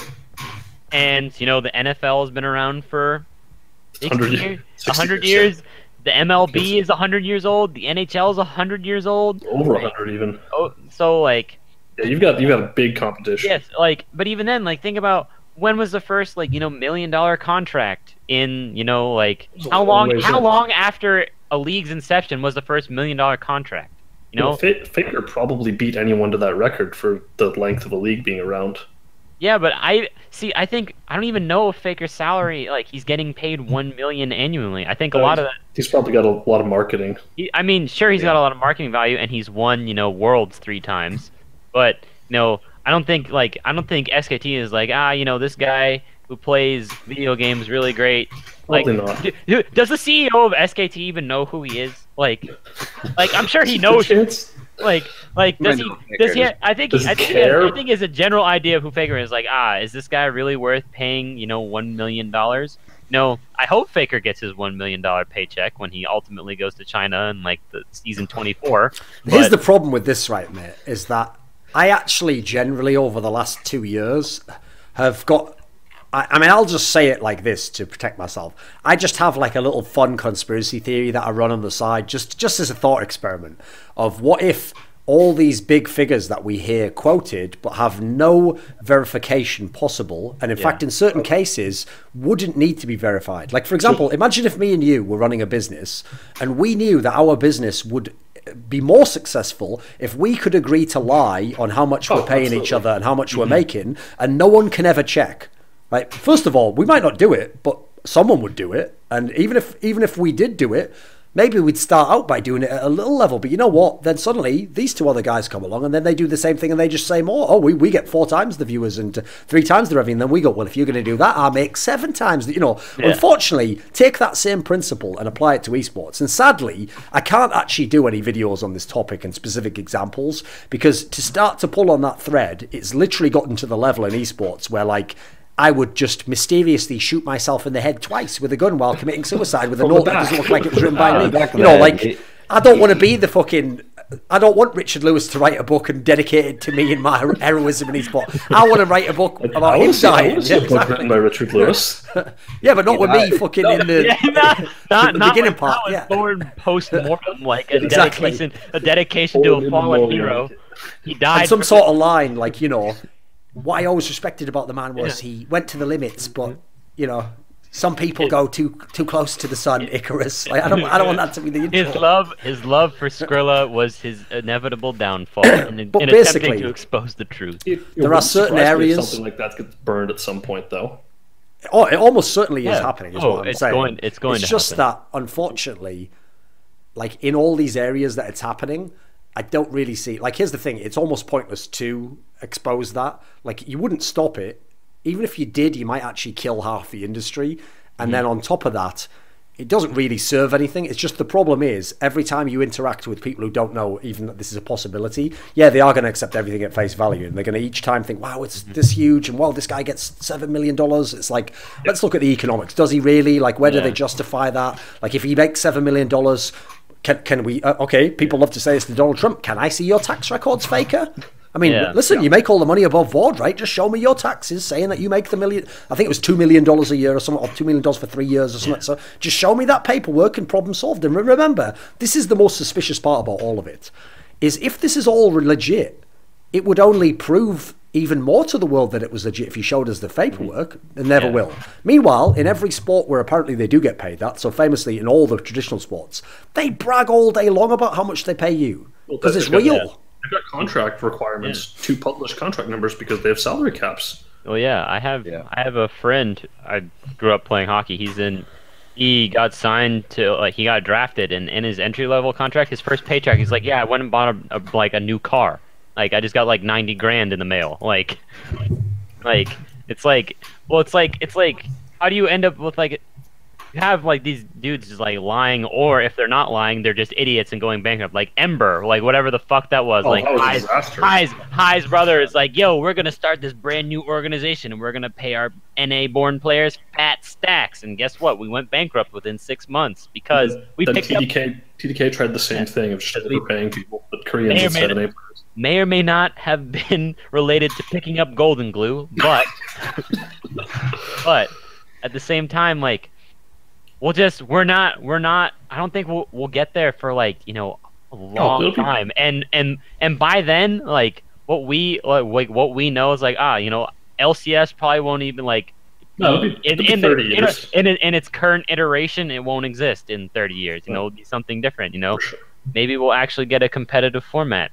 But do you think it will happen 30 years from now?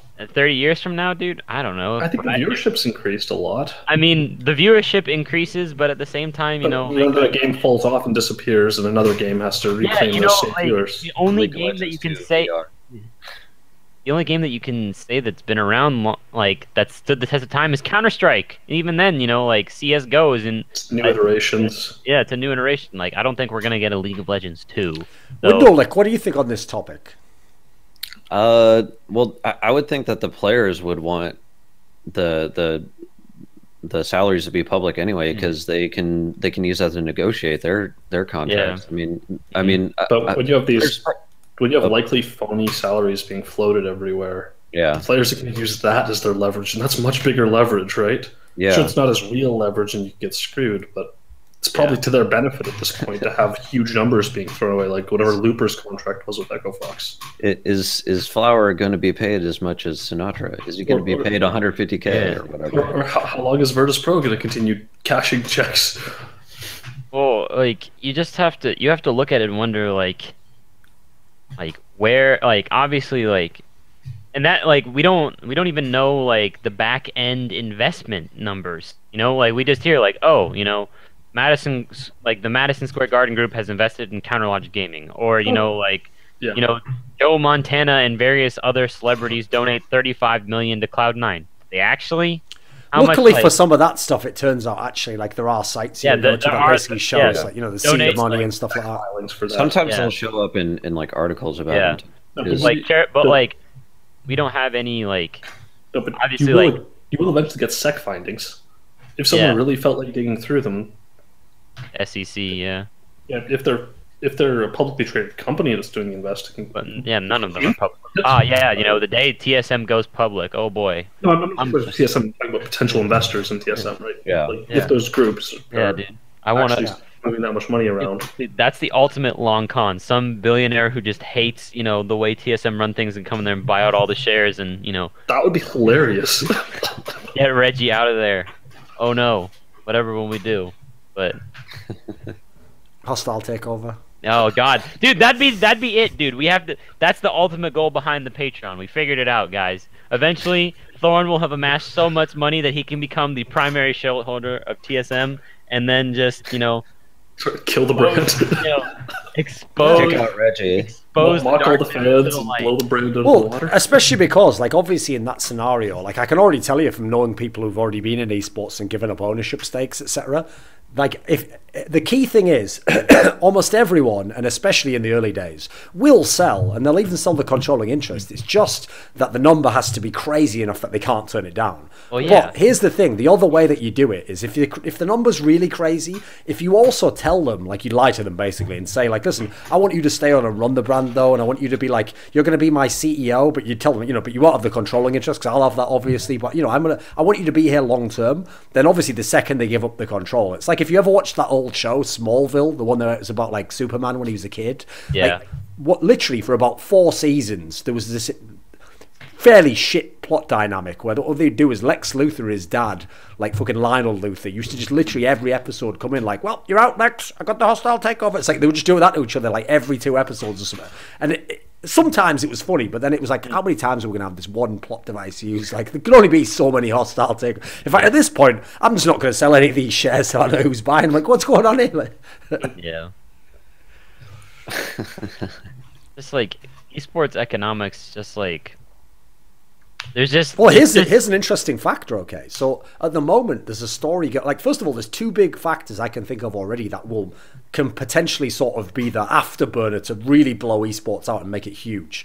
So, one is stuff like these broadcasting rights. If that keeps going up and up and up, and especially if we get to the point... this is where you have to kind of make a little leap. It has to eventually get to the point where there is enough viewers on YouTube and on Facebook that it justifies a true bidding war, where the concept then becomes, if I win the bidding war, I get all the viewers. I don't just get, the ones that will come to mind. It has to be like television, where, the whole point is the reason why the NBC doesn't have the fucking basketball anymore is they can't bid enough, and then whoever it is, get the ESPN or whatever, gets the finals. So in that world, that already will definitely blow the whole industry up even more, because that literally, not only does it trickle down, but actually once you have all the bodies in place, so the team union and the fucking player union, etc., then you have all the leverage to negotiate. But then the other one that I think would be very interesting, that a lot of people, it's gone under the radar a little bit, is at the moment there are all these ongoing discussions to push forwards traditional sports betting in America. And if that happens, basically all the rules that cover that also happen to cover esports betting. And I know myself from obviously my past sponsorship that's one of the reasons that sponsorship ended, is that the US market just dried up, and there is a European market, but it's let's say it's I don't know, I'll give you a random number, 1/4 of the size. So in the world where it's like that, if you had full sports betting and therefore esports betting, and therefore tournaments could be sponsored by them, I could be sponsored by them, in theory everyone who doesn't have some sort of thing written in their contract saying an ethical clause or something, the sheer amount of money, because remember, that sort of business is essentially your costs are incredibly low and you just print money. So the amount sorry, go ahead. no, but basically it would just become a feedback loop of money, and it would just accelerate. And by the way, that would actually also apply to real sports. The difference is though, esports is primed to be able to market that with all the digital shit. So I think actually we would just blow up, and I think that would be what could make esports overtake a traditional sport. I think something 98% of all bets in the United States were online. Like, Oh, yeah, of course. It's some huge amount. Like, that's why like Chris Christie's going to the Supreme Court. He's like, we want betting in our states. I think it's him. It's New Jersey and like 18 other states that are like, you can't. Like, the whole reason Vegas was supposed to be like immune from betting is because there are no sports games going on there. And now there's an NHL team. Like, and there's going to be an NFL team. So yeah, great. I always thought there would be shit, but that's besides the point. That's besides the point. But basically, like, all of a sudden, it would basically just be like opening up the coffers, like, at this point. But it, like Thorin said, like, I can see why ESL, went to Facebook. It's like, okay, they're gonna pony up the cash. They're gonna pay him like some absurd amount to only stream on Facebook. But I don't think, like, we're not at the point where there's like a legitimate competitor to Twitch. YouTube should be. I mean, they should be. YouTube should be a lot of things, but they're not. Yeah, so, their big problem is, like, this is also where you have to also ask about some of the esports things you hear about. Because obviously they have all the technology at YouTube to crush Twitch tomorrow if they wanted to. Oh, yeah. So the fact that they don't, all you need to know about that is that just tells you that to them it's actually not worth it yet. Like, they haven't, the numbers haven't, or the people who are the power movers, haven't yet decided that this is the thing to go all in on, and therefore they haven't put all their focus there. So they just do small budget. Well, I mean, in terms of like everyday traffic, YouTube crushes Twitch. It's the most viewed website on the internet. Like, and it's, I think Google is, but it's close. Depends on how you're measuring it. It's like Netflix has some 40% of the traffic by bandwidth. Yeah, but like, you see what I'm saying? Yeah, like, in terms of it's like, view, okay, like, literally, it would, like, if like they flip the switch, like, okay, we have an esports dedicated, streaming, like, it's on the whole, like, if they put it on the home page of YouTube, it would like overnight, like. And then there's like YouTube gaming just seemed really half-assed. Oh god, it's terrible. It's a joke. That was basically funny enough, this is how esports often had its initial peaks and then falls, is that what happens is the same thing that's happening now happened like 5 or 6 times before, which is that you got some like really forward-thinking executive or some sort of guy who's like a veteran, and therefore he sort of gets to have a pet project, and he says, right, I think this is the future, and I'm going to put money in and let me get a budget, and he sells them on the idea that everyone's been selling everyone on for 20 years, which is, if it does work, it'll become this huge thing, and we'll be there first. And unfortunately, and my guess is that YouTube gaming is like this. People just is he disappeared? Right there. I think he's closed the thing down. Fallen off the cliff. Wait 1 second. See if he comes up with it. Oh, there you go. Right. Okay. Anyway, you didn't miss much. The basic point is, in that scenario, when it doesn't happen, it just then becomes half-assed. Like, they don't instantly pull out. Usually they just sort of let it meander for a little bit, and then eventually they do just pull out. And in fact, sometimes in a way that to an outsider seems illogical, because you think, why would you spend that money and get nothing? But that is the way that budgets work. If you can't renew the budget, you have nothing. That's it. You pull out. I mean, logically, as soon as you know it's a bad deal, you stop spending money. You don't throw good money after bad money. Okay, Window Lick. What were you going to say where I finished the point there and then we got distracted? Do you roughly remember where you were going? I forget, honestly. I think it was when was it when I was making the point about the esports betting, or was it before that? Oh, yes. So with the betting, I was just going to say there's a reason why the NBA is sending all of its lawyers to the New Jersey case that he mentioned. There's a reason why they want to send their lawyers to try to push for them to pass this or to rule on this in the Supreme Court. David Stern even actually invested in my old sponsor as part of a group of people. Really? So I think all the sports people want in on the betting if they can. Absolutely. It's printing money. Yeah, it's like... There's no downsides to betting. Yeah, as long as you're doing it responsibly. Yeah, unless you as an individual have no idea what you're doing and are happy to blow cash you can't afford to blow, betting's fine.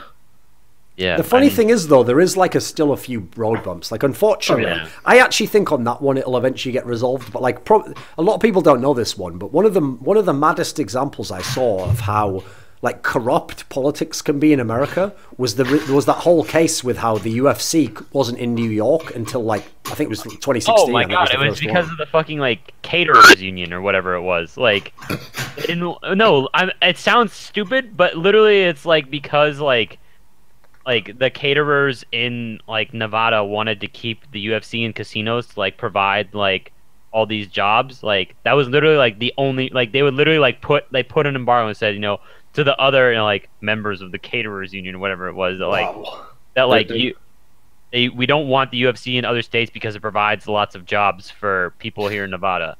As if the jobs wouldn't still be there in Nevada. Yeah, like I mean, I have other problems with the way the UFC debuted in New York and how terrible the New York State Athletic Commission is, but like definitely like it was the big, like, once you found out the real reason, you're like, really? Like that's the reason like the UFC wasn't in Madison Square Garden? Like really?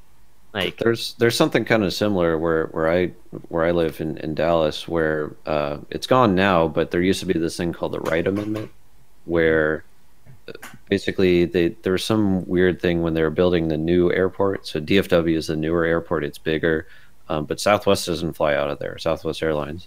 Okay. And there was some rule for a while because they wanted to like cater to the newer airport.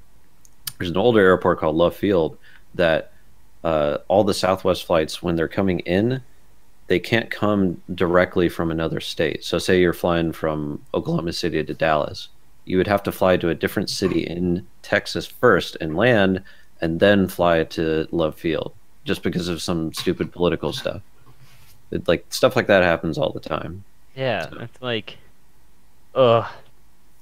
Like the problem is, like, you can sort of never know when that sort of thing's going to be a barrier, because it's just artificial, isn't it? I mean, and in these scenarios, like, I mean, even though, we know the rough gist of these stories, I mean, again, we're getting that through journalists, so we don't know who's fucking lying in their pocket or what the owner of their business thinks of it. So unfortunately, if there ever is those problems, that's why it's hard to like track the time aspect. I do think it will happen, but the problem is like when, and that has so many attenuating factors that are not based on what you'd like, which is, if it was just a perfect free market and then it was just whoever had the best idea wins. But that clearly does not exist anywhere in the world, actually. There's these things called externalities.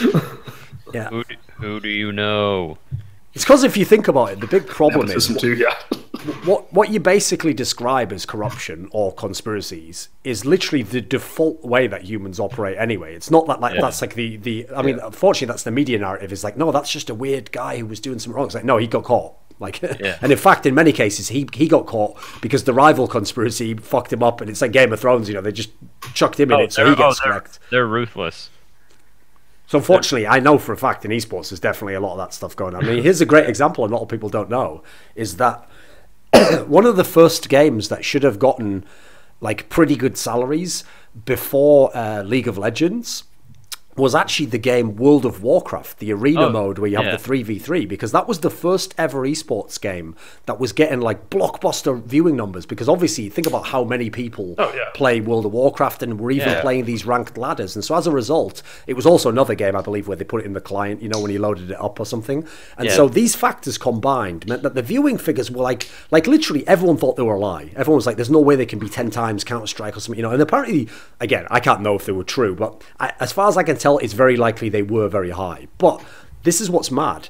When esports teams got those teams, so they got like 3v3 teams, etc., they all got together behind closed doors. Doesn't matter that some of these, orgs were like battle rivals, and on this one issue, they all got together and formed a private cartel where they agreed that all of us will refuse to pay any salary to these players. What we'll say is, you can be in our team, we'll pay for you to go to the event, you get the prize money, but we don't pay any of you salary. And that way, we never have like a bubble, we never have a market where, you pay more, therefore I have to pay more, and then he pays more. We never outbid each other. And so in this one game, at this one point in history, it never happened in any other game as far as I know, they did have a little mad cartel where, because players they didn't band together, the conspiracy that banded together, which was the team owners, and at the time, by the way, the devs were at a point where they cared enough to even know about this. There really was like all the leverage was used by the teams against the players themselves. It's quite mad, actually. Yeah, I actually followed that game. That was like one of the first esports that I really followed was World of Warcraft. And like there's even kind of like a small example within that of the orgs screwing over the players. There's this player Rekful that probably a lot of people know if they know anything about Arena. He wasn't even like a big thing back then was frag movies and making money off of frag movies. a lot of people liked like Talbadar and Reckful and all them, but Reckful doesn't even own the rights to probably the most popular World of Warcraft frag movie or arena compilation video, which is Reckful 3. He doesn't own the rights to that. Complexity still owns it, which is the team he played for at the time. Okay. So I'm shocked there was any money in frag movies at all. Well, it wasn't like a ton of money, but they just like owned the rights to it. It was kind of like it just got a lot of views. I was gonna say, if anyone remembers the Movie Vault, which was a Counter-Strike focused site, yeah, Nepper, who was one of the senior administrators there, and I'm pretty sure he was one of the last ones active. I was pretty good friends with the games with them. He said they always struggled with having any money whatsoever, and then Alienware fucked them over and a bunch of other bullshit. Well, I mean, it's because part of the problem as well is like big site for it didn't really make money. It's the problem.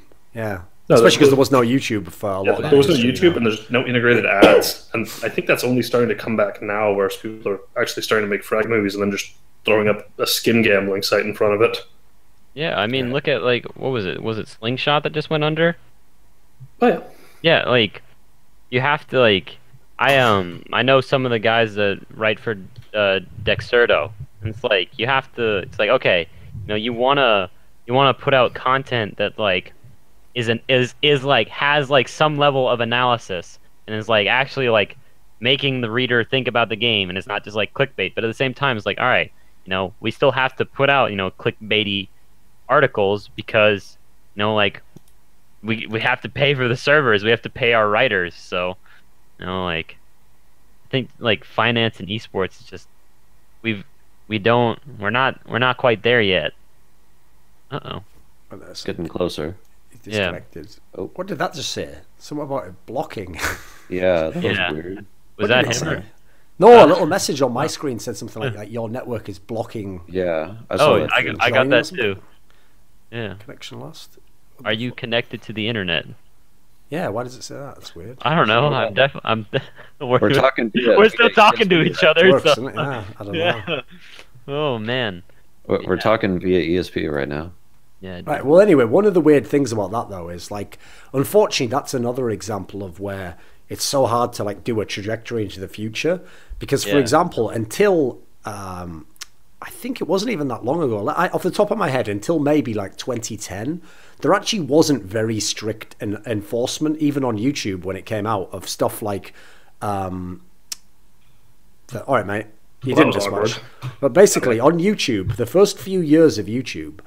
Obviously you didn't have stuff like the DMCA Act, you didn't have like these official sort of ways to get stuff taken out. If you were a massive company, if you really wanted to, you could get stuff taken out, but then again, YouTube was way smaller, so obviously you also didn't give a fuck, generally you just thought, well, who cares about the internet, and you just did your thing, and you were only really trying to block, another TV station in China stealing your shit or whatever, So generally, the problem is, one of the things that made frag movies amazing and made them such a phenomenon, it was, yes, there was all the circumstances of like, we didn't have all the clips, and you didn't see all the tournaments, and sometimes you had to watch a demo rather than a VOD, but a big factor was obviously everyone put all their favorite music behind it, and especially at the time when music was way more like homogenous, everyone listened to Linkin Park or whatever, it made the movie 10 times more fun to watch because it was like a sick player doing amazing shit, and it had basically whatever music you were into.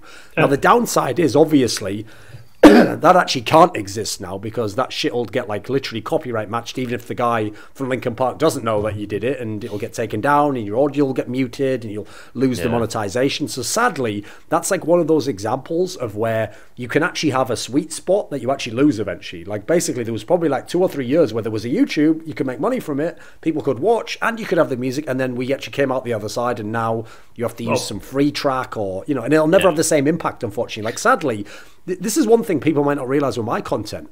I would do so much content on my channel if I could have stuff like whatever music I'm into behind it, like a little documentary, or if I could use someone else's footage, if I could take the footage that someone shot from an event. And listen, I would be changing it and doing all the stuff, but I don't want to get into the murky territory of like someone's jacking my whole channel as well. So I don't do it, sadly. And so I definitely agree with some concepts of like copyright, but the bad part about that is like, it obviously is massively limiting like creativity and people who are doing things we'd all enjoy, Well, I think that's why H3's lawsuit was so huge. Like winning that fair use lawsuit was like gigantic. But unfortunately, you know, H3 may have won that fair use lawsuit, but like there are still people who abuse YouTube's like copyright policy like every day.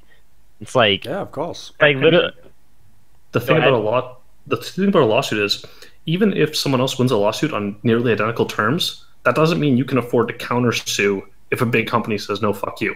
Yeah, like how are you gonna how are you gonna countersue like Disney? Unless you're in his position and you have the resources to combat that problem, you'll just get bullied out of the way. He barely did. They had to start a GoFundMe for the legal fees. Like and guess what? Even if everyone else who's in his same situation tries that, it doesn't matter because they'll lose the majority of them simply on not being able to afford to do it. So it's an absolute scam the way it's set up currently. Yeah. I guess we'll have to live with every YouTube video using that song, like the 009 sound system or whatever. Everyone goes to using chiptunes. Or like fucking it was crazy. Joe Rogan had Steven Crowder on like a month ago, and they were talking about how like YouTube like literally like ignored the law for a state. It was like they were interviewing a guy in a single party consent state. So like you only one person like it was like at like a public protest in a single party consent state where they got the guy to sign a release, and they put the video up, and a week later he's like, yeah, I don't want to be in that video, and YouTube took it down. They had to blur his face. Like, and they even sent them the legal text saying like, look, we can have this guy's face in this video. Like, here's all the documentation proving that. And YouTube's like, nah, fuck you. We're YouTube. So, like... Well, it's because they're like a... Yeah, okay. YouTube has to be conservative on stuff like that. Oh, by the way, yeah, by default, they should do that. Like, that's the only way they cover their own asses, unfortunately. Yeah. No, part of the problem with this is... it's like I once heard a really, really great explanation for... Because you know a lot of people who are like idealists and they believe in like the general principle or something. They will say something naively like, "Oh, the ultimate goal should be like remove all regulation and stuff like that," right? But what they don't realize is someone's going to clip it and take it out of context. Everyone who succeeds right now, in some sense, succeeds because of the regulation. So what you actually find is in all big industries, the most successful company wants more regulation because they currently have the regulation sort of rigged to fit them. And crucially, the regulation always involves things like this, lawsuits, having to do like fact-finding missions, things that cost money. And so what you're doing is you're basically making it so that anyone competing with you or who might overtake you has all these barriers to being able to get to your level that you've already gotten past. So you've gone past the gatekeeper. Of course, you want the gatekeeper still there. It's keeping the other cunt out. So as a result, unfortunately, this is a good example. Anything that involves having to have like, you know, a lawyer, because obviously we don't know the law and we could never win the case ourselves, or a certain amount of money,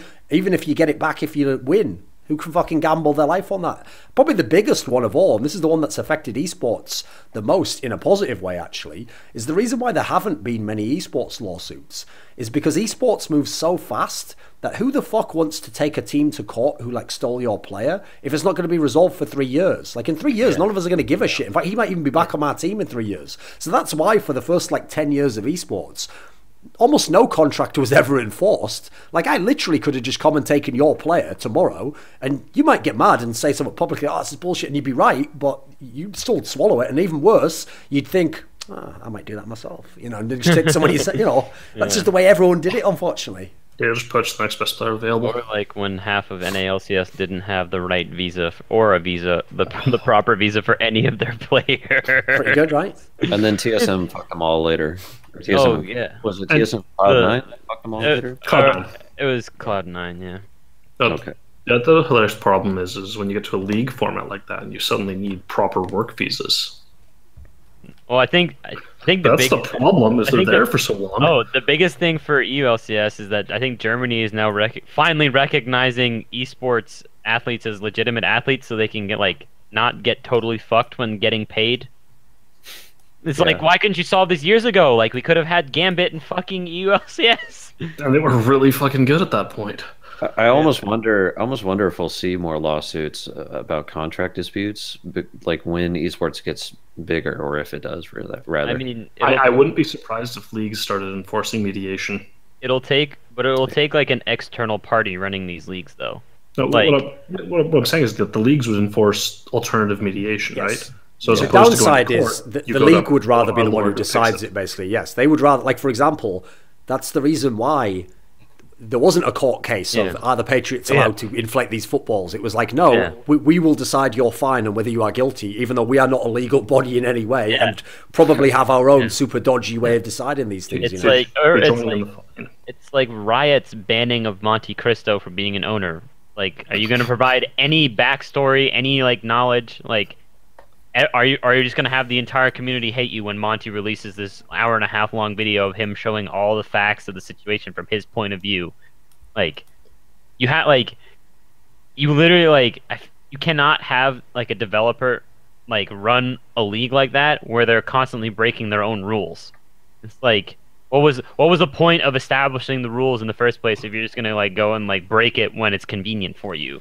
Especially because the problem with that example, this is why actually you're so right that they would just use like their own mediation, basically. The big problem as well is that in that particular case, the reason why there was no lawsuit there is because when you actually became an owner, they had some mental clause, which almost certainly would not hold up in court. But oh no, not at all. I'm not the guy who's going to test that. There's a clause that basically said, you know, we only ever have to pay you damages of up to $50,000, and at the time, your team might be worth many, many hundreds of $1,000s. So what that means is, even if you won this case, unless you could also break that part of the contract, which you might be able to, but again, that's a very complicated area. And I actually learned from a lot of esports cases that like.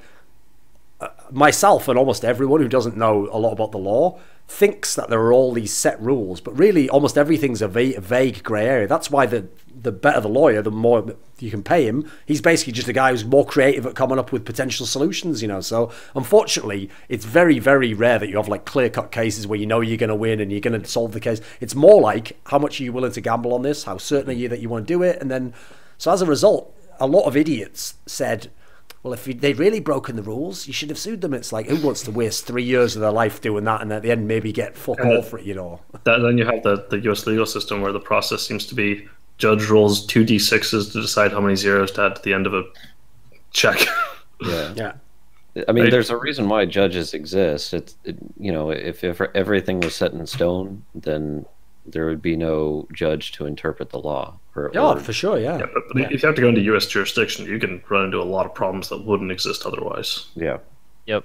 That's basically true for every jurisdiction, though. Well, it's because, unfortunately, like, I mean, this actually ties into a conversation we were having earlier about, like, how would you seed tournaments and stuff, and I even acknowledged, like, yes, obviously I would say just let me seed them, but I acknowledge that has the natural problem in it, which is that if I'm corrupt, then that's a terrible system. You have a tyrant doing it. So likewise, that's why you need a judge, obviously. Like, first of all, the jury can't decide the actual punishment. They just say if you're guilty or not. And then you need someone to figure out, right, well, how reasonable is that, and, you know, how serious is the case. The part of the problem with that is, though, you need that, but at the same time, that also becomes the ultimate way, as everyone who's seen a fucking movie involving the mob knows, to just pervert justice. It's like, it doesn't matter if you're guilty, if you have that guy in your pocket and he goes, oh, well, you are guilty, but I'm going to give you the minimum sentence possible, you know, or the opposite. So, unfortunately, there will always be that political element that will fuck everything up. And you also have the strategy that seems to be with juries that prosecution and defense will try their damnedest to make sure that no one on the jury has any clue about what they're talking about when it comes to the issue. Yeah. Which, like, an example of that's the Oracle versus Google case for JVM stuff. Watching that was just a joke. What's the gist of it? They were arguing over some permission to recreate APIs. Right.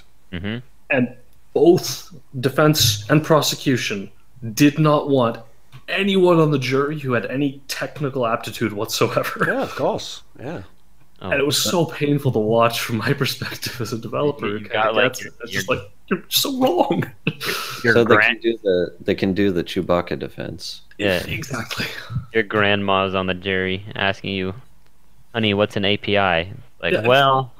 Yeah, I'm pretty sure they even said, hey, he has no API. It means take them off the jury. So I wouldn't be surprised if you run into that problem as well, where, anyone who gets any knowledge of copyright law, okay, take them off the jury if it's an esports case. Okay, right, let's do one more topic. Let's see if we can think of one. So, has anyone got one that is coming to mind? More League format versus tournament format? The thing is, unfortunately, the first thing we did was sort of like a thing. So you mean in the sense of like the difference between doing a leading and doing tournament, right? Because we were talking about tournament formats. Go in on this for days because fuck leagues. I'll admit my bias. I just as someone who enjoys the best, highest quality of games, I can never forgive Riot for screwing up OGN's format. Because this is why whenever Riot says, you know, we looked at this and we decided to go with the best competitive format, you can just say, like, you're full of shit. Like, you never wanted the best competitive format. 2014 OGN. Because if you look at OGN's format, like, you can, like, I think it's like, it's very clear that, like, the Champions format is just absolutely superior to the League format in terms of, like, competition, in terms of, like, getting the highest level of competition, because it's just a tournament format. OGN would run an actual tournament in the time it took Riot to have NALCS do its basically 9-week-long group stage. Like, that's because that's all that LCS is at this point. It's a glorified group stage. Like, we're gonna have a bunch of best of ones for, like, a double round robin best of one for 9 weeks, and then playoffs, and then the winner of that playoff gets to go to the international tournament. Like, okay, it's a boring format to watch. Well, and it's like, it's a bunch of best of ones, which we've already gone over. Is like practically like the worst like format in esports. The other problem is they always talk about wanting the crappier teams to get more exposure, right? Why? So why not go with the Swiss system? Like, force the worst teams who lose to play more until they lose out? No, because like I don't understand why they're so hung up on advertising shit teams. It's brutal.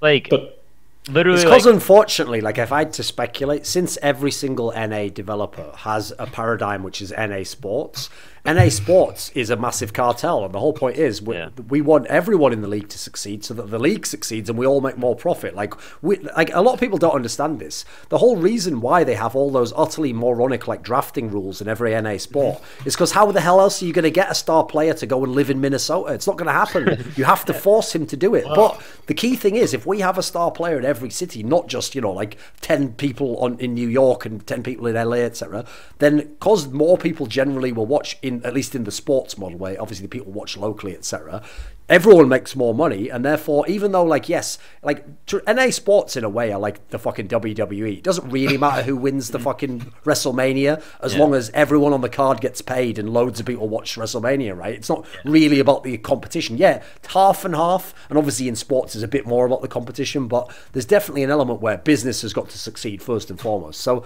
unfortunately, in this setting, I have to say, I do get why Riot does that, because if you go in to look at the future of esports, that is the future. But that's so obviously painful. The problem is it's not consistent with, as you say, if you claim that you want the best format. No, obviously you can't. I think everyone can agree that a tournament format is the most enjoyable to watch.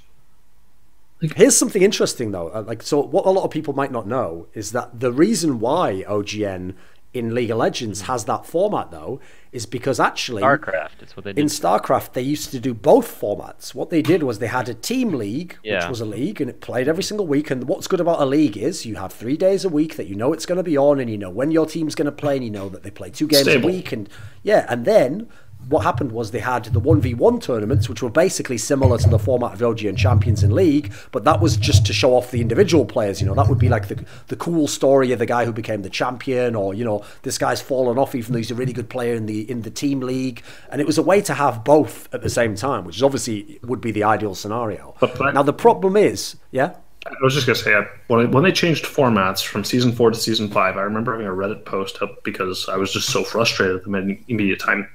And I had done it just counted out how many best of 5s would be played between each 3 seasons of Champions versus 2 splits of OG, or whatever they call it now.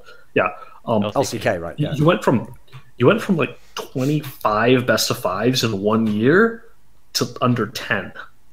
Yeah. Yeah, it's pathetic.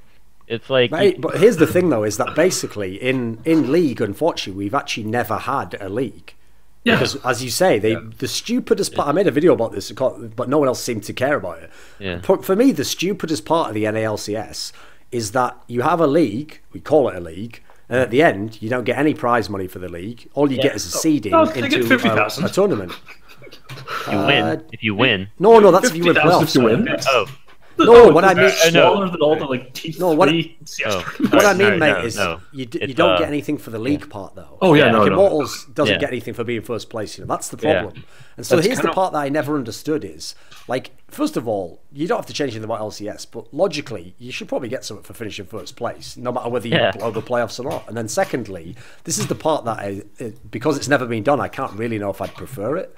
But in a weird way, as long as it was its own tournament and had no connection to a playoffs, I could see a value in a league. Like, for example, the part of me that gets pissed off when really amazing players like don't win the championship, well, they would if it was a league. Like, if it's a league, there isn't the same pressure. So, like, for example, we've often used the NFL in the analogy here because I know everyone in America watches like the NFL or the NBA. If it was in the NFL, dude, Peyton Manning would have like 8 rings or something mental, Like, think about how many times his team would have had like the best record, or like. But obviously in the playoffs, they had many problems, and he didn't win as many times. So, what I like about all formats is definitely I prefer some over, and obviously generally people know I like an open circuit and I like the small lands. But I will say each format tends to produce different types of champions or value or kind of skews to one sort of person. So personally, in an ideal world, I'd just like them all to exist, and therefore, in your own way, everyone would get their due. I just think it wouldn't be hard for Riot to have a league and just use that league of they could have 12 teams in it and just use the league to seed the top 8 into tournaments which they host at times. Well, it's like a president's trophy, offering a president's trophy to someone who Yeah. I mean, that's what I kind of like about what Overwatch League is doing. It's not perfect format, but they kind of have like a playoff, at the end of every stage, and they have rewards for actually winning. Can I say one thing though? Their playoff structure was absolute dog shit. Yeah, it is. The scheduling was stupid. Well, also, they're changing it. Why the fuck is it only 3 teams in a 12-team league? Why is it a 3-team playoff? If you're going to try and hype it up and promote it as this big playoff, why does it take place in one day, and why does it only 3 teams? Like, hello? Wait, so what is it? The top team leads into the final, and the next two? Yeah, the top team automatically gets in the final, and then the next 2 play each other. It was kind of like, how in LCK it's like the ladder where Which is a horrible format.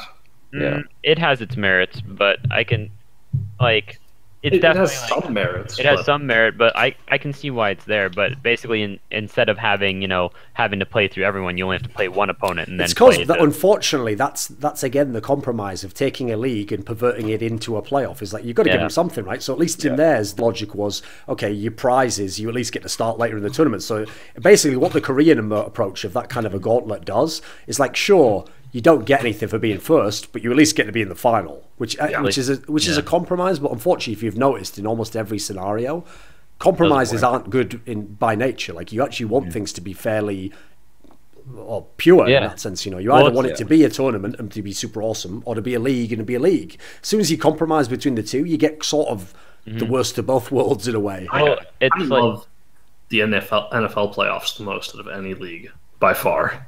Because it's best of 7s. NBA, you mean? Yeah. No, NBA. Sorry, NHL. Jesus, hockey. NHL, right? Well, the NHL is probably. I mean, it's intense. But also, I think also like the other problem with auto seeding is like look at that CS:GO statistic that you always bring up. Is that like the team that got auto seeded to the semifinal? Isn't it like someone finally won one?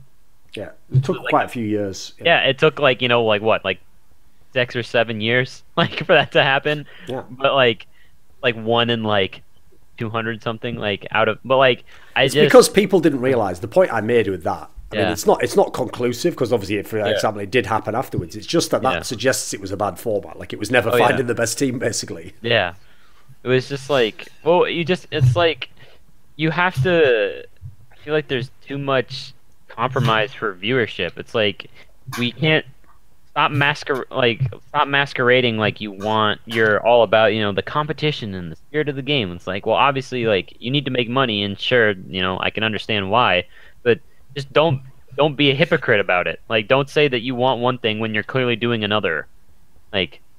Sadly, that is just the nature of the world, though, mate. Here's the thing that I find really depressing. True, unfortunately, the thing that unfortunately I find so depressing is that even really intelligent people will just accept these truisms that if you actually examine them, there's nothing to them. Like, for example, people will say stuff. They say it to me all the time. Like, say I criticize some player who I actually know personally. They often don't know this. And he's just lying. Like, he's saying in public, oh, yeah, you're all criticizing my teammate, but, you know, he's actually just as important as I am in the team. It's like, first of all, you don't. Nope. Secondly, you know that's not true. And thirdly, you're just saying that because you think you have to. Now, what people will always say to me is this.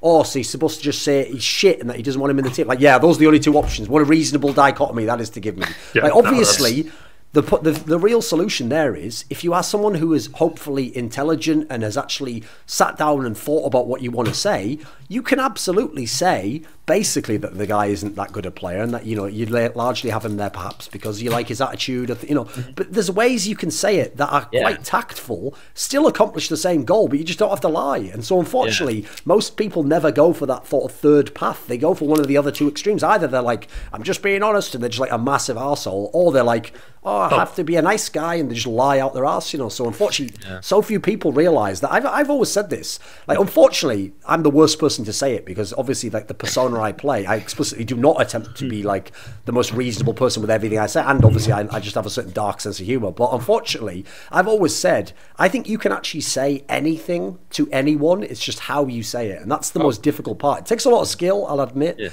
but you can literally tell. I mean, think about all the interviews I've done. Right, all these players out there who get mad at things I say or jokes I make, but in interviews, you have never seen a player like, I'm hanging up now, like, fuck this question, because when I say the same thing to him, but in a different manner because I'm the interviewer, he doesn't take offense. Like, for example, he addresses the point. He doesn't see it as an attack from me because I don't say, I think you're shit and we're over it. I'd say, you know what, some people used to question you when you were early on in your career and you were a bit streaky, you know, and you had those bad, and then what happens is, the way you present it allows you to still say the same thing, but it doesn't have any of the problems with it. Whereas the reason I bring that up as an example, by the way, is I've had so many bonehead little cunts who have a degree in journalism who, like, are in their first year in esports who were telling me stuff like, no, to do an interview, you must always be on the players, you know, like, just all these rules that they were told by some professor that they don't even understand. Like, the professor made that up, mate.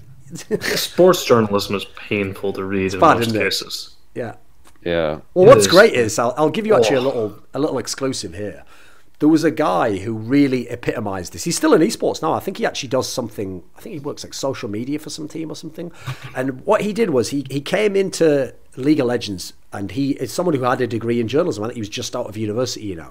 And first of all, like, anyone, like, to me, graduates are the ultimate example of that famous, like, truism, like, you know, a little knowledge is dangerous, because they get the little bit of knowledge and go, cool, I know more than everyone else, and then they go off into the world, and what's mad is the little bit of knowledge prevents them from getting more knowledge because they think they know more than other people. And so when this guy came into League of Legends, first of all, he's one of those people where he spent at least 90% of his time telling everyone what they were doing wrong and how they should do it differently, while not doing any content himself. Because, yeah, it's a lot easier to just say, you're doing shit, rather than actually sit down and do something hard. But even worse, he used to literally write columns that would be along the lines of, like, okay, so early in League of Legends, I had a couple of sort of, funnily enough, actually, they were the equivalent of, like, landmark precedent cases, because I actually managed to shift some things in the industry where, for example, I had a couple of teams where they tried to fuck with me in a little bit in how I did my interviews with them, or whether I could release the interview. And I actually, I didn't always pick the right, like, the most efficient approach, but all the approaches I took ultimately eventually did yield sort of me winning out, because I had the extra factor, which is that because I was never going to quit, basically, I just kept going until I found solutions. So, you know, my profile became bigger, or I did more interviews with other people, which opened the same doors again that had been closed temporarily. And in doing all this stuff, right, I remember one of the columns he wrote was along the lines of, like, the journalists will never be able to sort of have, you know, like, controversial elements like I have, because if we ever piss off the team, and he gave the example, you know, in theory, a CLG or a TSM, they have more reach than the journalists. Therefore, they could just do the interview themselves, get all the traffic for themselves. Therefore, why would they need me? Well, here's what's great. I never replied to it at the time, because, I mean, I don't really like to give, like, idiots too much attention. But what's great is, all that guy needs to do, by the way, none of you would have heard of him probably. All that guy needs to do is just look at my career since then, and it is the ultimate rebuttal to everything he said. Because the biggest ever case of a journalist being blacklisted was me being blacklisted by TSM for many years. And at the time they blacklisted me, he's right. They had all the leverage. They were way bigger than I ever was going to be. Like, you know, by denying me the interviews, I can't get around that in any way. Now, what happened later is, eventually, it literally became profitable to TSM to change their mind and be like, no, actually, we want to work with you actively because, I mean, a lot of factors changed, obviously, since then. I went independent, I built up my own brand. So the funny thing is, there's so many people that have that sort of mentality where they think things have to be a certain way, but they really don't, you know. There's so much creativity and options for how to attack things in a new way. Believe it or not, you can communicate using words, and there are the right and wrong words to say. It's almost as if being tactful can be a thing at sometimes. Nuance exists. Well, also, unfortunately, like I say, the reason why I don't like generally go on about that is because obviously people would just be like, you're a hypocrite, look at your career. It's like, yeah, but I'm not saying what I'm doing is the embodiment of that. I'm saying this is an abstract point that I think has got something to it. And yes, I'm doing something different myself. I think like maybe one problem with that would be like if you are hyperbolic, you get the views, at least like the clickbait, you know, title or whatever. But I think in the long run, you know, what being more reasonable is obviously a better solution.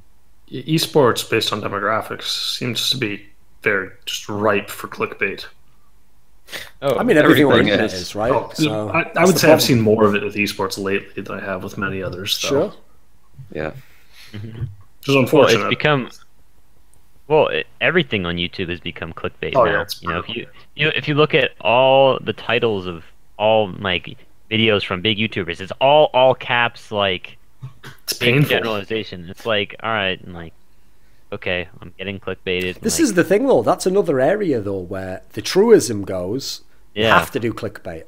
For example, the most famous one ever is that classic one. People have low attention spans. Yeah, for shit that's fucking boring. Yeah, obviously, because you realise it's boring. When shit's straight fire, you go, fuck, why is this 500-page book ending? I wanted to read more. You know, like, you never get bored of stuff that's really interesting. So what's funny is, the secret that people don't do there, I actually had a video that was on this exact topic, which was the one where I say like that I basically like counter the argument that clickbait is what people think it is. Because the problem is, a lot of the people complaining about clickbait just don't understand the mechanism. And so they think the mechanism is you have to do some of that shit, and that's what gets the attention. Whereas what you actually realize when you look into it is, there's a mechanism to how it works that you can then take, and you can take out the part where it has to have no substances, just garbage, and you can insert some good quality stuff, but sort of like camouflage it in using the mechanism of the clickbait, and it works. Oh yeah. Done it myself loads of times. Right, but you've got your starting points to your videos that are always hilarious, and I wouldn't be surprised if those generate some traffic. Yeah, well, that's the whole thing. Is like, it's an aspect that people don't think of. Is like the mechanism's great. It's just what do you do with it? I mean, funnily enough, it's the same thing happens in every other area. So okay, I'll tell you a really good truism that people give, which is so false, it's unreal, which is like, all music now has to be really commercial and appeal to the lowest common denominator. Right? No. Go and ask anyone who is not a child. Like, yes, I agree, if you're 13, you will think that, like, Justin Bieber's your favourite, okay? And you know, not unfairly, that's just the world you live in.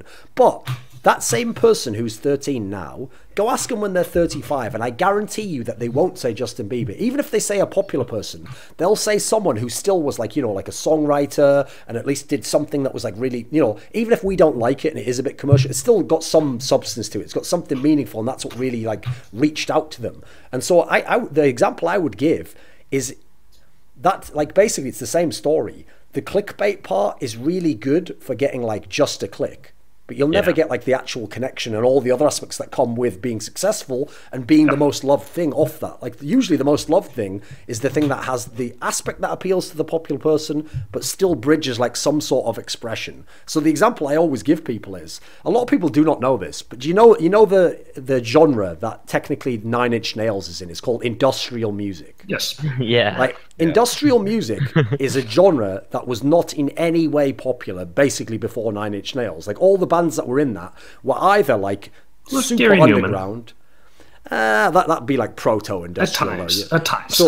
So to me, the problem with that is that started out obviously as like a sort of technological punk movement, basically. And it was all people who were like very shit at their instruments, but they had a cool idea, or they were trying to do something new, and therefore it was a bit raw. But the reason why Nine Inch Nails is going to be the most remembered in that genre forever is there is someone who he did music in the industrial genre, but he basically had like the melodic instincts of like the fucking Beatles or something, you know. So as a result, by harnessing the two things together, his shit went like 10 times everyone else's, you know. But it's not like it's garbage. No, it's good. It's literally, you just have to have a vision. I mean, what I saw like Anthony Fantano. He did it was like an article interviewing some famous jazz musicians. It's like, what did you think of the Beatles as musicians? They were fucking shit. Ringo couldn't play this drum lick for 3 hours, so we brought in some jazz drummer to do it in like 15 minutes. But like the thing is that like, yeah, sure, the Beatles they weren't all like the best. Like we didn't like wasn't like Slash on the guitar, you know, like shredding. Sure, but like yeah. they had this melodic vision that like no one else had, or like Nirvana, like. Whatever, David Grohl. I think the best example, dude, is got to be the band The Ramones, one of my favorites. Oh, yeah. Because the thing about the Ramones is there's a story. It's apparently true. Like, first of all, if you've ever heard one Ramones album, you've heard them all. It's like the variation on the same thing. So it's like AC/DC or Korn. And the famous joke that everyone has, because it's true, is that apparently, like, first of all, they're one of those bands where, like, I think, like, the bassist wrote everything in the band, you know, like, not even, like, the fucking guitarist or whatever. And apparently they wrote every single song something like on one string of a guitar, an acoustic guitar, because obviously it's so simplistic, you know, it's like 3 chords or whatever. So, but if you like that music, it's fucking amazing. Yeah. It's obviously got no technical ability to it, but it's really sick. Well, there's a really interesting thing in music and everything today, which is a lot of stuff's much more accessible than it ever was. Oh yeah, dude. Like, there are just, I'll start an example of a couple of YouTube channels. There's like Black Metal Promotion, Atmospheric Black Metal, some other third one. It's like you can get more access to that genre, which is not a popular genre by any means. Yeah. But I can listen to like 4 albums a day on there and always be listening to new stuff, and I couldn't do that 12 years ago. That's why another really dumb truism is like, oh, real music's died. It's like, it hasn't, mate. It just isn't in the charts. There's more music than there has ever been before, and as a result, like, wonderful. I love it. I agree. In a way, it's not as cool that guy isn't going to be a millionaire. But you know what? If you look through most of human history, being an artist is, well, to tie it back in, you have patrons, you have people who just go a bit. And also, remember, you all, at most times in history, like I actually did early in my career when I was esports journalist and you made fuck all, you had to basically decide, the real reason I'm doing this is to make minimum wage, but it's the coolest way to make minimum wage you can have, really, you know. Like, it's not like you were like, wait a minute, I'll never be rich doing this. No, I'm not going to start. Like, no one actually artistic really thinks that way, you know. It's just cool to start. Yeah. If you love doing it, you may as well do it.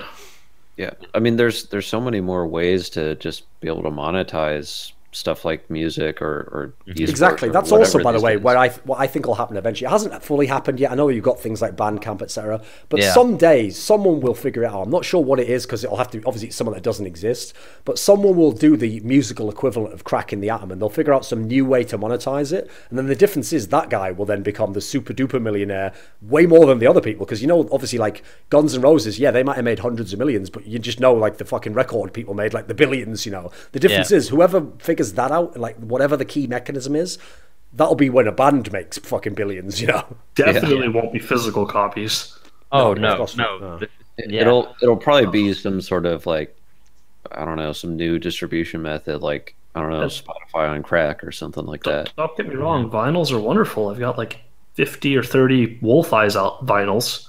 But the only reason for, like, physical copies, I'm always amazed that they're still being sold, is it seems like they're a collector item more than anything else today. Yeah, I think a lot, like, the most part, artists will release a vinyl, like a signed cover on the vinyl, like, just because, like, you know, some people, I mean, you can talk to people who, you know, it's the superior way to listen, you know, like the purists, but, like, dude, I don't know, you can get pretty good lossless file quality.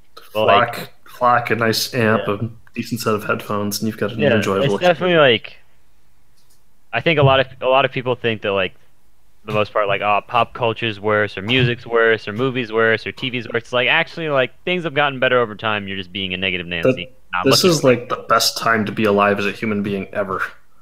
But rose-tinted glasses. At least if you live in certain countries. Yeah, that caveat there. If you live in, you know, maybe not if you live in Saudi Arabia and you're a woman. Anywhere, though, would you pick? If you had a choice to be born in any year, would you pick this year if you could only go backwards?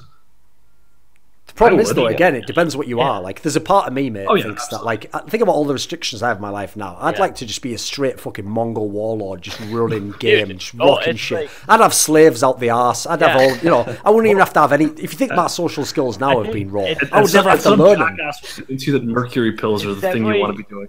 it's definitely easier to look at someone and like definitely know that they've been born in the wrong era. Like Robbie Lawler, that guy should have been like a gladiator. Like the only thing that comes to mind is that quote from Sin City. Like no one really knows why Marv is the way he is, but we know that he would have been at home, like slaying other people and like enjoying his time in the mead hall like every other like Viking warrior. Because like there's some people that were just like they would have been better if they were born in that time. But I speak for average quality of life. I mean, sure, average quality of life is always getting better as like It's overall awesome. like wealth gaps decrease. I remember seeing something recently that in the world, there's actually more of an obesity problem in the world than starvation now. Yep, obesity is the only health problem is starvation. That is also though where like the flaw with that thinking is like on one level I agree, but on the other level, like this is a perfect example, by the way, of like the sort of a blind spot that someone like a Sam Harris has. Yeah. Where if you accept their premise, then everything they say is totally logical and they can make amazing cases. The problem is this, like how the fuck do you define a term like wellness or like condition of living? Because for example, if you look at it, okay, from a Western perspective, everything about living in like an Aboriginal tribe is retarded. Like you're going to die of everything, healthcare's way worse. But there's a reason why certain tribes like that, again, admittedly, you have to take out the fact that, maybe if you're a woman, it's not the case, etc. But there is a certain type of life that you could live there where it'll be way less and you won't have any of these options for expression, etc. But in a way, you could argue it could be happier in a different sense. Like you actually might feel fulfillment of having this role in a tribe and being a very small community. And so it's definitely like, it's a really grey area. And obviously the problem we have is like, we're just sat here already in this position going like, brilliant to have all this stuff in them. So we can't really know, can we? Yeah. Well, it's like you can't like, how do you like literally like defining loans? Like, okay, what if you're totally subsistent and like you've never like you live off the land, like you don't worry about food as long as you go get it. Like subsistence farming is a horrible thing. That's not what I'm saying. Oh, no, I know, but like, that's I get like that it's the satisfaction argument, but are you trying to say that living in a consumerist society is not a hellscape? Oh, it's awful at times, but I'm pretty comfortable.